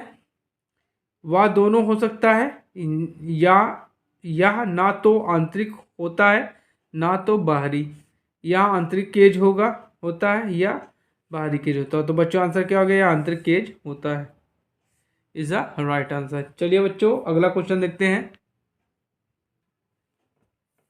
एक फिल्टर परिपथ जो किसी निश्चित आवृत्ति से ऊपर की सभी आवृत्तियों को रोकता है डैश डैश के रूप में जाना जाता है। निम्न पास फिल्टर, नाच फिल्टर, उच्च pass filter, band pass filter. तो क्या होता है? निम्न पास फिल्टर कहलाता है। चलिए अगला क्वेश्चन देखते हैं। वैद्युत संकेतिक उपकरणों में यदि टार्क ए पॉइंटर को घुमाता है, टार्क बी पॉइंटर की गति का विरोध करता है, तो टार्क सी जल्द से जल्द पॉइंटर को अंतिम संकेतिक स्थिति तक पहुंचाने में मदद करता है। तब ए टार्क नियंत्रण टार्क है, बी अवमंदन टार्क है और सी डिफ्लेक्टिंग टार्क है। ठीक है, एक ए क्या डिफ्लेक्टिंग टार्क है, बी अवमंदन टार्क है, सी नियंत्रण टार्क है। तीसरा क्या है? ए डिफ्लेक्टिंग टार्क है, एक बी नियंत्रण टार्क है और एक अवमंदन टार्क है। चौथा ऑप्शन दिया एक नियंत्रण ए जो है नियंत्रण टार्क है, बी डिफ्लेक्टिंग टार्क है और सी अवमंदन टार्क। तो बच्चों आपका थर्ड ऑप्शन बिल्कुल सही है। ए डिफ्लेक्टिंग टार्क है, बी नियंत्रण टार्क है और सी अवमंदन टार्क है। चलिए अगला क्वेश्चन देखते हैं। किसी परिपथ में जहां तार को बिना विसंयोजित या बिना उत्सर्जित किए धारा मापी जाती है और उस तार के चारों ओर क्लैंप प्रकार का उपयंत्र व्यक्त किया जाता है, यह उपयंत्र है टोंग टेस्टर, डिस्टकारी, विभेदी प्रोब, मेगर। तो बच्चों आंसर क्या? टोंग टेस्टर होगा। ठीक है, टोंग टेस्टर को क्या होता है? हम लोग बिना संयोजित के इसमें होता है, उसको दबा के उसमें जो कनेक्शन होता है खुल जाता है और जहाँ पे हमको करना होता है वहाँ पे दबा के छोड़ देते हैं, उसमें कनेक्शन हो जाता है और वो सेंस करके आपका वोल्टेज और करंट ये सब बता देता है। ठीक है, वो इस प्रकार का होता है, इस प्रकार का इसमें कुछ होता है, आपने देखा होगा यूँ इस प्रकार का होता है। इसको यहाँ से दबाते हैं तो ये जोड़ जो होता है खुल जाता है और जहाँ पे हमको करना हो तो वहाँ पे यूँ ऐसे हो जाता है। फिर कनेक्शन करने के बाद छोड़ देते हैं तो सेंस करके बता देता है। तो क्या होगा? इसको बोलते हैं टोंग टेस्टर। ठीक, चलिए अगला क्वेश्चन देखते हैं। गुप्त कंड्यूट तार स्थापन के संबंध में निम्नलिखित में से कौन सा विकल्प गलत है? सतह कंड्यूट तारों की तुलना में महंगा होता है, स्थापना इंस्टॉलेशन आसान है, विश्वसनीय और सुरक्षित तार स्थापन प्रणाली, झटके का कोई खतरा नहीं। तो बच्चों दूसरा ऑप्शन बिल्कुल सही है, स्थापना आसान है, नहीं है, आसान है। चलिए अगला क्वेश्चन देखते हैं। दो प्रत्यावर्तक यांत्रिक रूप से युग्मित हैं, यदि वे क्रमशः 40 हर्ट्ज और 50 हर्ट्ज पर शक्ति प्रदान कर रहे हैं,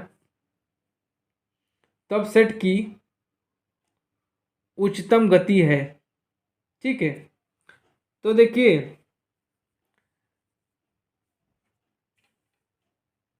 गति NS इक्वल टू क्या हो जाएगा, फॉर्मूला लगाएंगे यहाँ पे 120F अपॉन P, ये फॉर्मूला होगा।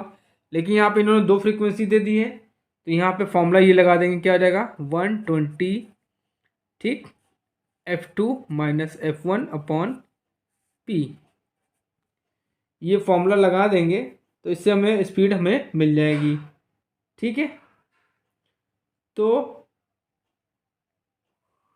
अब हम लोग जानते हैं क्या कि अगर आपकी अधिकतम चाल है, अधिकतम स्पीड है, तो पोल क्या होने चाहिए, दो होने चाहिए।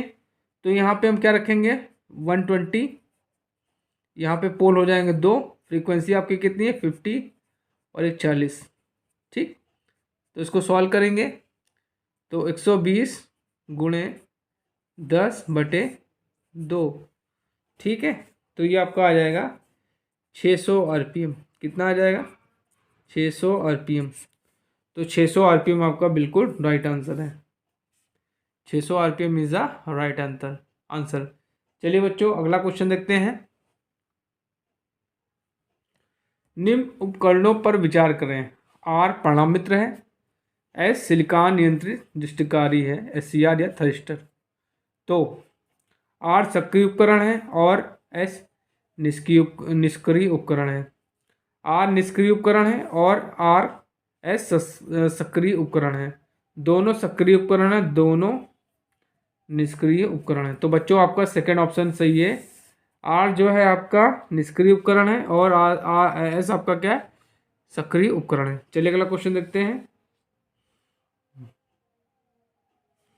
प्रकाश स्रोत और प्रकाश सेंसर का प्रयोग करते हुए मोटर की गति का मापन डैश के द्वारा किया जाता है। सिंक्रो, स्ट्रोबोस्कोप, प्रतिष्ठम टेकोमीटर, फोटोइलेक्ट्रिक टेकोमीटर। बच्चों आंसर क्या होगा, फोटोइलेक्ट्रिक टेकोमीटर का प्रयोग हम लोग करते हैं। चलिए अगला क्वेश्चन देखते हैं। एक डिजिटल बहुमापी मल्टीमीटर जिसे बोलते हैं डैश डैश मापता है केवल AC वोल्टा और धारा, केवल DC वोल्टा और धारा, AC DC वोल्टा और प्रतिरोध, केवल AC DC वोल्टा और प्रतिरोध। तो बच्चों जो मल्टीमीटर होता है वो क्या करता है, AC एंड DC वोल्टेज नापता है। ठीक, करंट मापेगा, आपका रेजिस्टेंस मांगेगा, नापेगा। ठीक, कंटिन्यूटी मापेगा। ठीक, कई चीज़ें नापता है, लेकिन ऑप्शन आपको 3 दिए यहाँ पे, तो आपका आंसर थर्ड बिल्कुल सही है। AC और DC वोल्टेज धारा सब नापेगा। ठीक, चलिए अगला क्वेश्चन देखते हैं।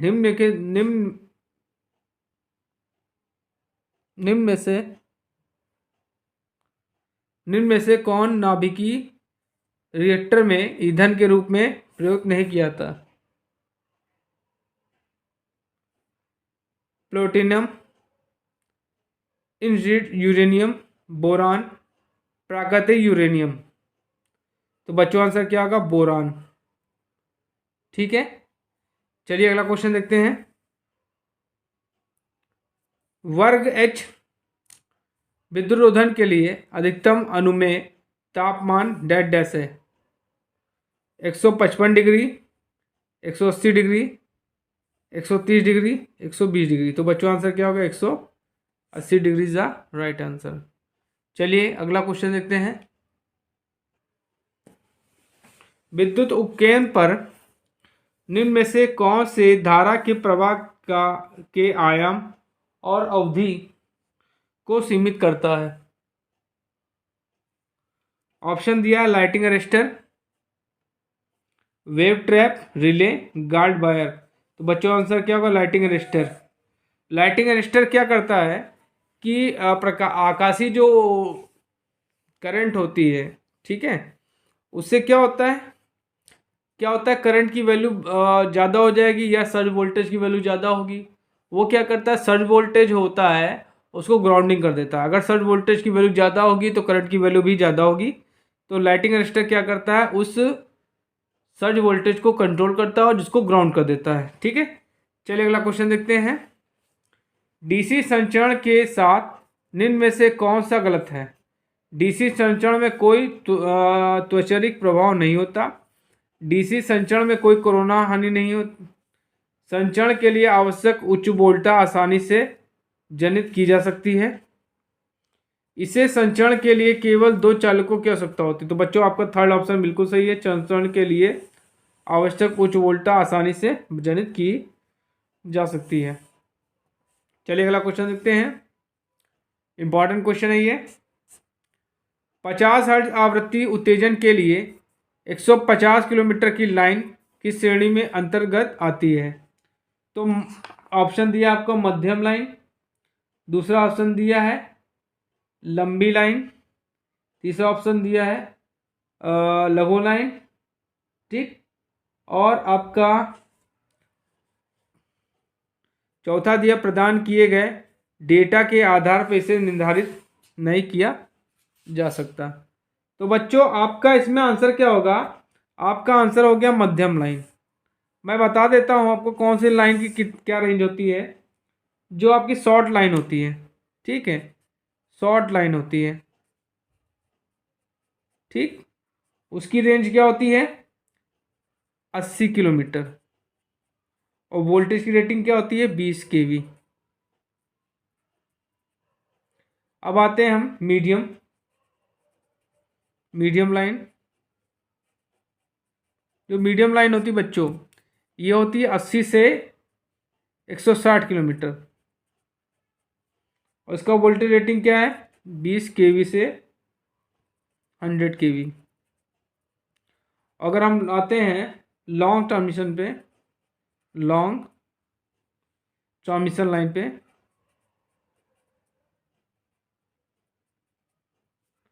तो ये होती है 160 से अधिक, 160 से अधिक, और उसकी रेटिंग क्या होती है 100 kV से ज़्यादा। ठीक, चलिए अगला क्वेश्चन देखते हैं।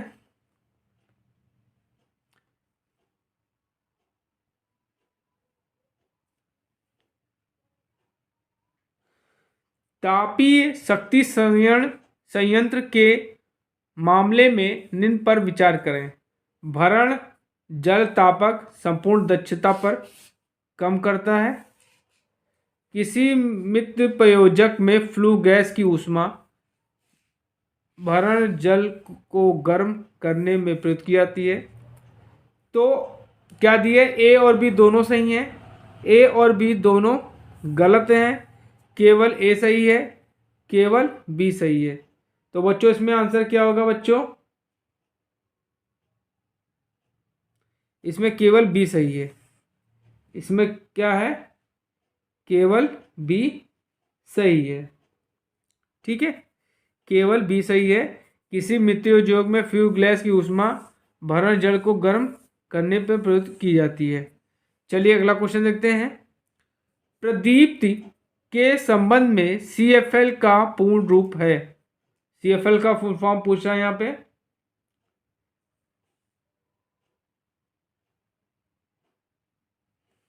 Common fluorescent lamp, compact fluorescent lamp, calibrated fluorescent lamp, constant fluorescent lamp. तो बच्चों आपका सेकंड ऑप्शन सही है, कॉम्पैक्ट फ्लोरोसेंट लैंप।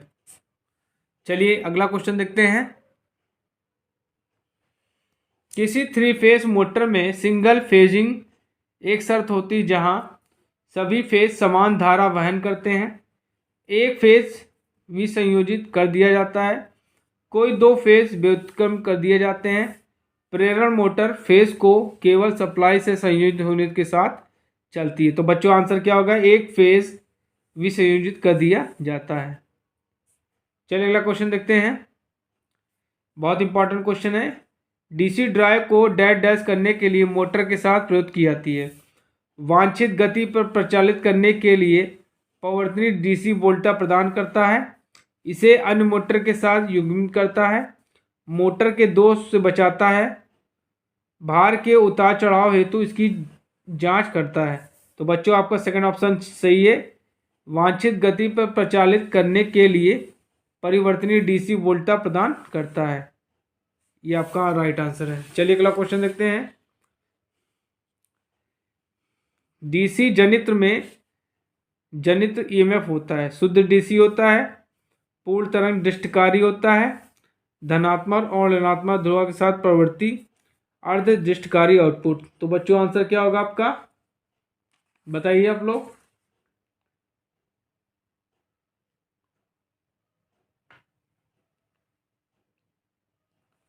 देखिए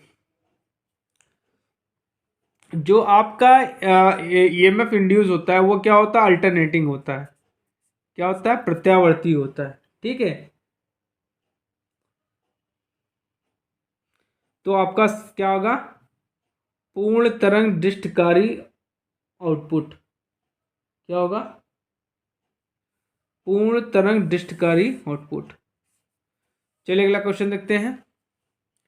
तापी और हाइड्रो पावर प्लांट्स में प्रयुक्त जनित्रों को उच्च गतियां क्रमशः होती हैं 300 RPM and 3000 RPM, 3000 RPM and 300 RPM, 3000 RPM and 3000 RPM, 300 RPM and 300 RPM. तो जो आपका सेकेंड ऑप्शन बिल्कुल सही है, 3000 आरपीएम एंड 300 आरपीएम। चलिए अगला क्वेश्चन देखते हैं।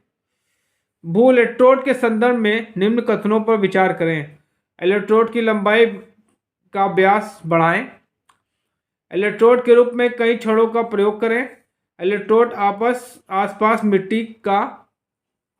की मिट्टी का सल्फेट के साथ उपचार करें। भू इलेक्ट्रोड प्रतिरोध को कम करने में उपरोक्त में से कौन मदद करता है। तो केवल ए बी और सी तीनों, केवल ए और बी, केवल ए और सी। तो बच्चों आंसर आपका थर्ड सही है, सेकंड सही है। ए बी और सी तीनों सही हैं। चलिए अगला क्वेश्चन देखते हैं। A14 दो केबल में होता है 14 AWG और कुल तार 7 AWG और कुल 2 तार, 14 AWG और कुल 2 तार, 7 AWG और कुल 3 तार। तो बच्चों आंसर पहला आपका बिल्कुल सही है। चलिए अगला क्वेश्चन देखते हैं। फ्लेमिंग के बाएं हाथ के नियम के अनुसार तर्जनी धारा की दिशा, अंगूठा बल की दिशा, तर्जनी बल की दिशा, अंगूठा धारा की दिशा, तर्जनी बल की दिशा, अंगूठा चुंबकीय दिशा, तर्जनी चुंबकीय क्षेत्र, अंगूठा बल की दिशा। तो बच्चों क्या होगा,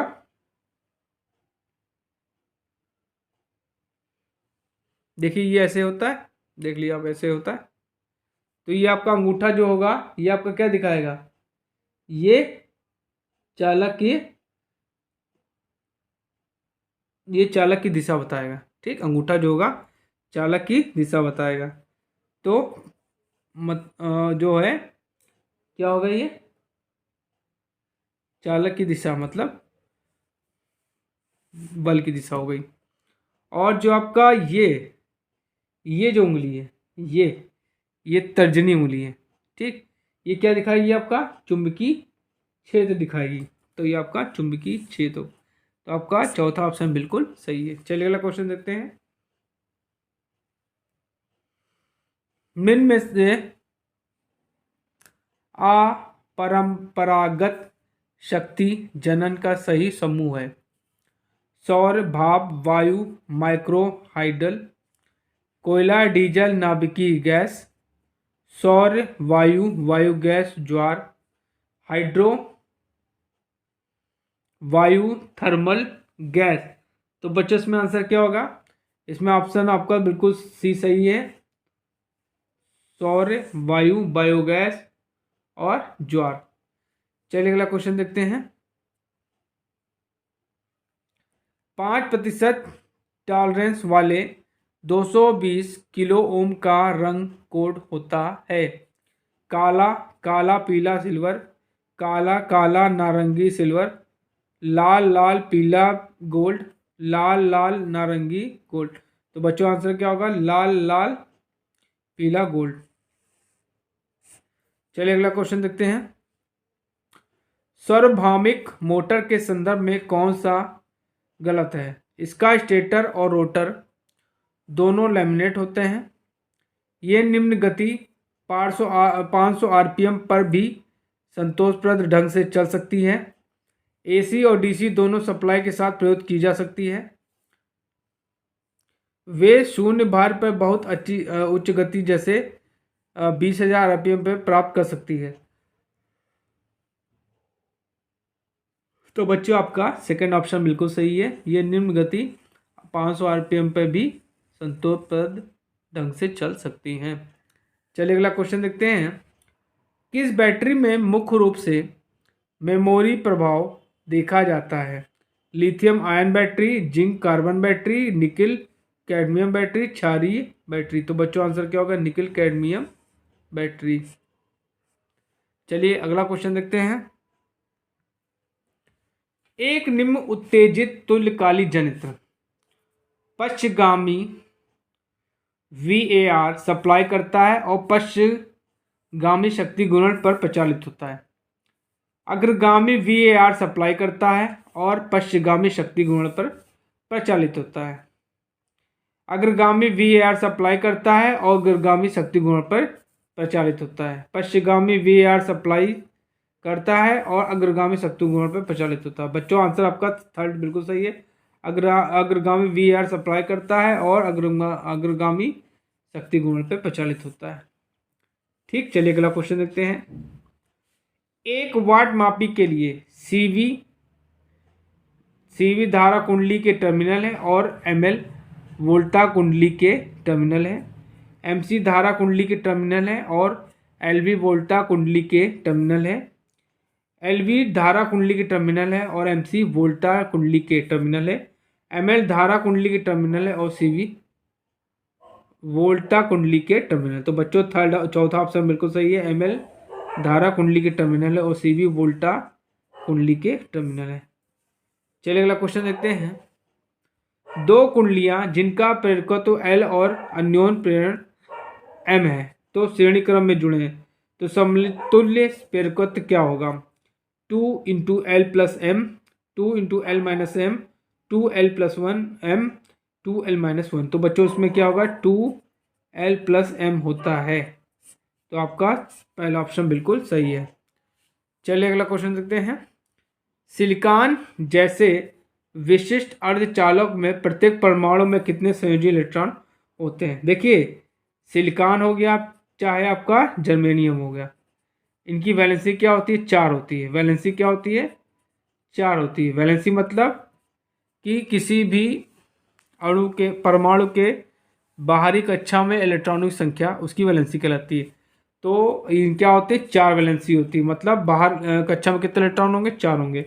तो ये आपका 4 बिल्कुल सही है। ठीक है, चलिए अगला क्वेश्चन देखते हैं। यदि एक्टिव और रिएक्टिव शक्ति किसी बस के लिए विशिष्ट की गई है तब यह एक स्विच बस है, जनरेटर बस है, स्लैक बस है, लोड बस है। तो ये बच्चों आंसर क्या होगा? लोड बस है। Load bus is a right answer. चलिए अगला क्वेश्चन देखते हैं। किसी मोटर की लघुपथिक कुंडली के लिए वैद्युत रोधन परीक्षण के लिए प्रयुक्त वैद्युत युक्ति कहलाती है? दिक्परिवर्तक, पेनस्टॉक, ग्राइलर और सिंक्रो। तो बच्चों क्या होगा? ग्राइलर इज द राइट आंसर। चलिए अगला क्वेश्चन देखते हैं। एक गैल्वेनोमीटर को डैश डैश के द्वारा अमीटर में बदल दिया जाता है। श्रेणी में निम्न प्रतिरोध संयोजित करके, समांतर में निम्न प्रतिरोध संयोजित करके, श्रेणी में उच्च प्रतिरोध संयोजित करके, समांतर में उच्च प्रतिरोध संयोजित करके। तो बच्चों आंसर देख सेकंड आपका बिल्कुल सही है। समांतर में निम्न प्रतिरोध हम कनेक्ट कर देंगे तो ये क्या हो जाएगा, जो आपका गैल्वेनोमीटर है वो अमीटर में कन्वर्ट हो जाएगा। चलिए अगला क्वेश्चन देखते हैं।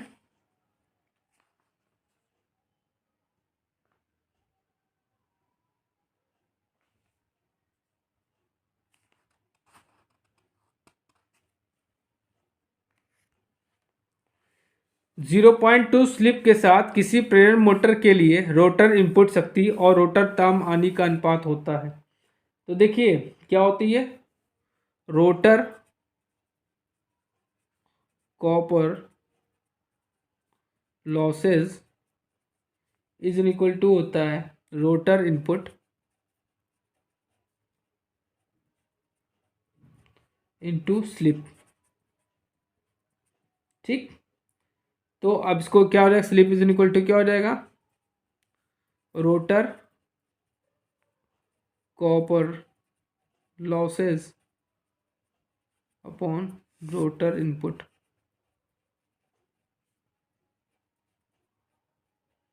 ठीक, तो अब ये हो जाएगा, तो अगर इसको हम कन्वर्ट कर दें तो हो जाएगा रोटर इनपुट, उल्टा कर दें, rotor input upon rotor copper losses equal to हो जाएगा 1/s, मतलब 1/0 इसको हटाए, यहाँ लगा 2 तो 5, तो आंसर क्या, अनुपात कितना आएगा 5, तो 5 इज द राइट आंसर। चलिए अगला क्वेश्चन देखते हैं। यांत्रिक भार चलाने के अलावा तुल्यकालिक मोटर का अन्य उद्देश्य उपलब्ध अन्य भार को सहायक सप्लाई प्रदान करना, इकाई पर तापमान बनाए रखना, वैद्युत भार का नियम पश्चिगामी शक्ति गुणक सही करना, ट्रांसफार्मर की तरह कार्य करना यदि आवश्यक हो। तो बच्चों क्या होता है, जो सिंक्रोनस मोटर होती है वो हम लोग बेसिकली पावर फैक्टर इंप्रूवमेंट के लिए करते हैं, इससे क्या होता है, पावर फैक्टर इंप्रूव हो जाता है। तो बच्चों आपका थर्ड ऑप्शन बिल्कुल सही है, वैद्युत भार का निम्न पश्चिगामी शक्ति गुणक सही करना। चलिए अगला क्वेश्चन देखते हैं। दिए गए BH कर्व में निग्राही बल्ब की दूरी डेड डैश है। ठीक है, PQ है, QR है, SQ है और PR है। तो क्या हो जाएगा, ये SQ जो है यही राइट आंसर है, तो राइट SQ है राइट आंसर। चलिए अगला क्वेश्चन देखते हैं। डेड डैश DC मशीन वैद्युत ब्रेकिंग की सबसे किफ़ायती विधि डेड डैश होती है और आर्मेचर टर्मिनल के रिवर्सल द्वारा प्राप्त ब्रेकिंग डेड डैश होती है। Regenerating braking plugging, regenerative braking, dynamic braking, plugging, dynamic braking, dynamic braking, regenerative braking. तो बच्चों आंसर क्या होगा, रीजनरेटिव ब्रेकिंग एंड प्लगिंग। ठीक है, चलिए अगला क्वेश्चन देखते हैं। निम्नलिखित में चित्र में दिखाए गए DC मशीन है। ठीक है, तो ये कौन सी मशीन है ये आपको बताना है। कौन सी है, दीर्घ शंट कंपाउंड मोटर, लघु शंट DC मोटर, लघु शंट DC जनित्र, दीर्घ शंट DC जनित्र। तो बच्चों आंसर क्या होगा, ये क्या आपका long shunt compound DC motor है। ये long shunt DC compound motor, ये पहला ऑप्शन बिल्कुल आपका सही है। चलिए अगला क्वेश्चन देते हैं। जैसे जैसे गति बढ़ती है किसी सिंगल फेज हिस्टोलिसिस मोटर का टार्क, ठीक है, शुरुआत से धीरे धीरे बढ़ता है, स्थिर रहता है, शुरुआत में उच्च होता है लेकिन तब धीरे धीरे घटता है, गति के वर्ग पर बढ़ता है। तो बच्चों आंसर क्या होगा, स्थिर रहता है, स्थिर रहता है इज द राइट आंसर। चलिए अगला क्वेश्चन देखते हैं। एक सौर शक्ति टावर में डैश डैश द्वारा अपवर्तित सकेंद्री सौर ऊर्जा को प्राप्त करने के लिए टावर के टॉप पर केंद्रीय रिसीवर होता है। हाइपर प्लेन, फोटोसेल, हेलियोस्टेट या, तो बच्चों इसमें आंसर क्या होगा, heliostat, heliostat is the right answer. चलिए अगला क्वेश्चन देखते हैं। बच्चों आप लोग कोशिश करिए मेरे पूरे वीडियो को देखिए, तभी आपकी यूपीपीसीएल की तैयारी हो पाएगी। चलिए अगला क्वेश्चन देखते हैं। पृथ्वी और चंद्रमा या सूर्य और पृथ्वी के बीच आकर्षण गुरुत्वाकर्षण बल के कारण उत्पन्न ऊर्जा को डैश डैश कहा जाता है। संलयन ऊर्जा, भूतापीय ऊर्जा, माइक्रो हाइड्रल ऊर्जा, ज्वारीय ऊर्जा। तो बच्चों उसको क्या होते हैं? ज्वारीय, ज्वार भाटा जो आता है बच्चों, उसी को क्या होता है? ज्वारीय ऊर्जा होती है। ठीक, चलिए अगला क्वेश्चन देखते हैं। समुद्र में सब आता रहता है। ठीक, किसी परिणाम मित्र के लिए ए टाइप की हानि आवृत्ति के वर्ग के समानुपाती है। जब बी हानि आवृत्ति के समानुपाती तब टाइप ए और बी में क्रमशः है घर्षण हानि, हिस्टोलिसिस हानि, भंवर धारा हानि, हिस्टोलिसिस हानि, भंवर धारा हानि, घर्षण हानि, हिस्टोलिसिस हानि और भंवर धारा हानि। तो बच्चों आपका आंसर बिल्कुल सेकंड सही है, भंवर धारा हानि और हिस्टोलिसिस हानि। चलिए अगला क्वेश्चन देखते हैं। लौ चुंबकीय पदार्थों का वह गुण जो चुंबकीय क्षेत्र के प्रतिक्रिया में उनका भौतिक आकार परिवर्तित कर देता है कहलाता है। मैग्नेटाइजेशन कहलाता है, मैग्नेट्रोस्ट्रिक्शन कहलाता है, फेरो प्रेरण कहलाता है, मैग्नेट्रोस्ट्रिक्शन कहलाता है, फेरो चुंबकन कहलाता है। तो बच्चों आंसर क्या होगा आपका? इसमें आंसर आपका मैग्नेट्रोस्ट्रिक्शन कहलाता है। ठीक है, क्या कहलाता है आपका? सेकंड ऑप्शन बिल्कुल सही है। चलिए अगला क्वेश्चन देखते हैं।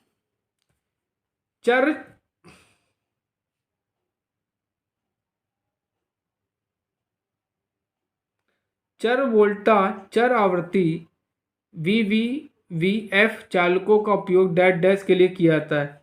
प्रेरण मोटर के शून्य भार और ब्लॉक रोटर परीक्षण, DC जनित्रों के गति नियंत्रण, AC मोटरों के अधिकतम तापमान वृद्धि की गड्ढा, प्रेरण मोटरों के गति नियंत्रण। तो बच्चों आंसर क्या होगा? प्रेरण मोटरों के गति नियंत्रण। तो बच्चों आज मैंने आपको मॉडल पेपर नंबर 4 का पार्ट ए बताया है।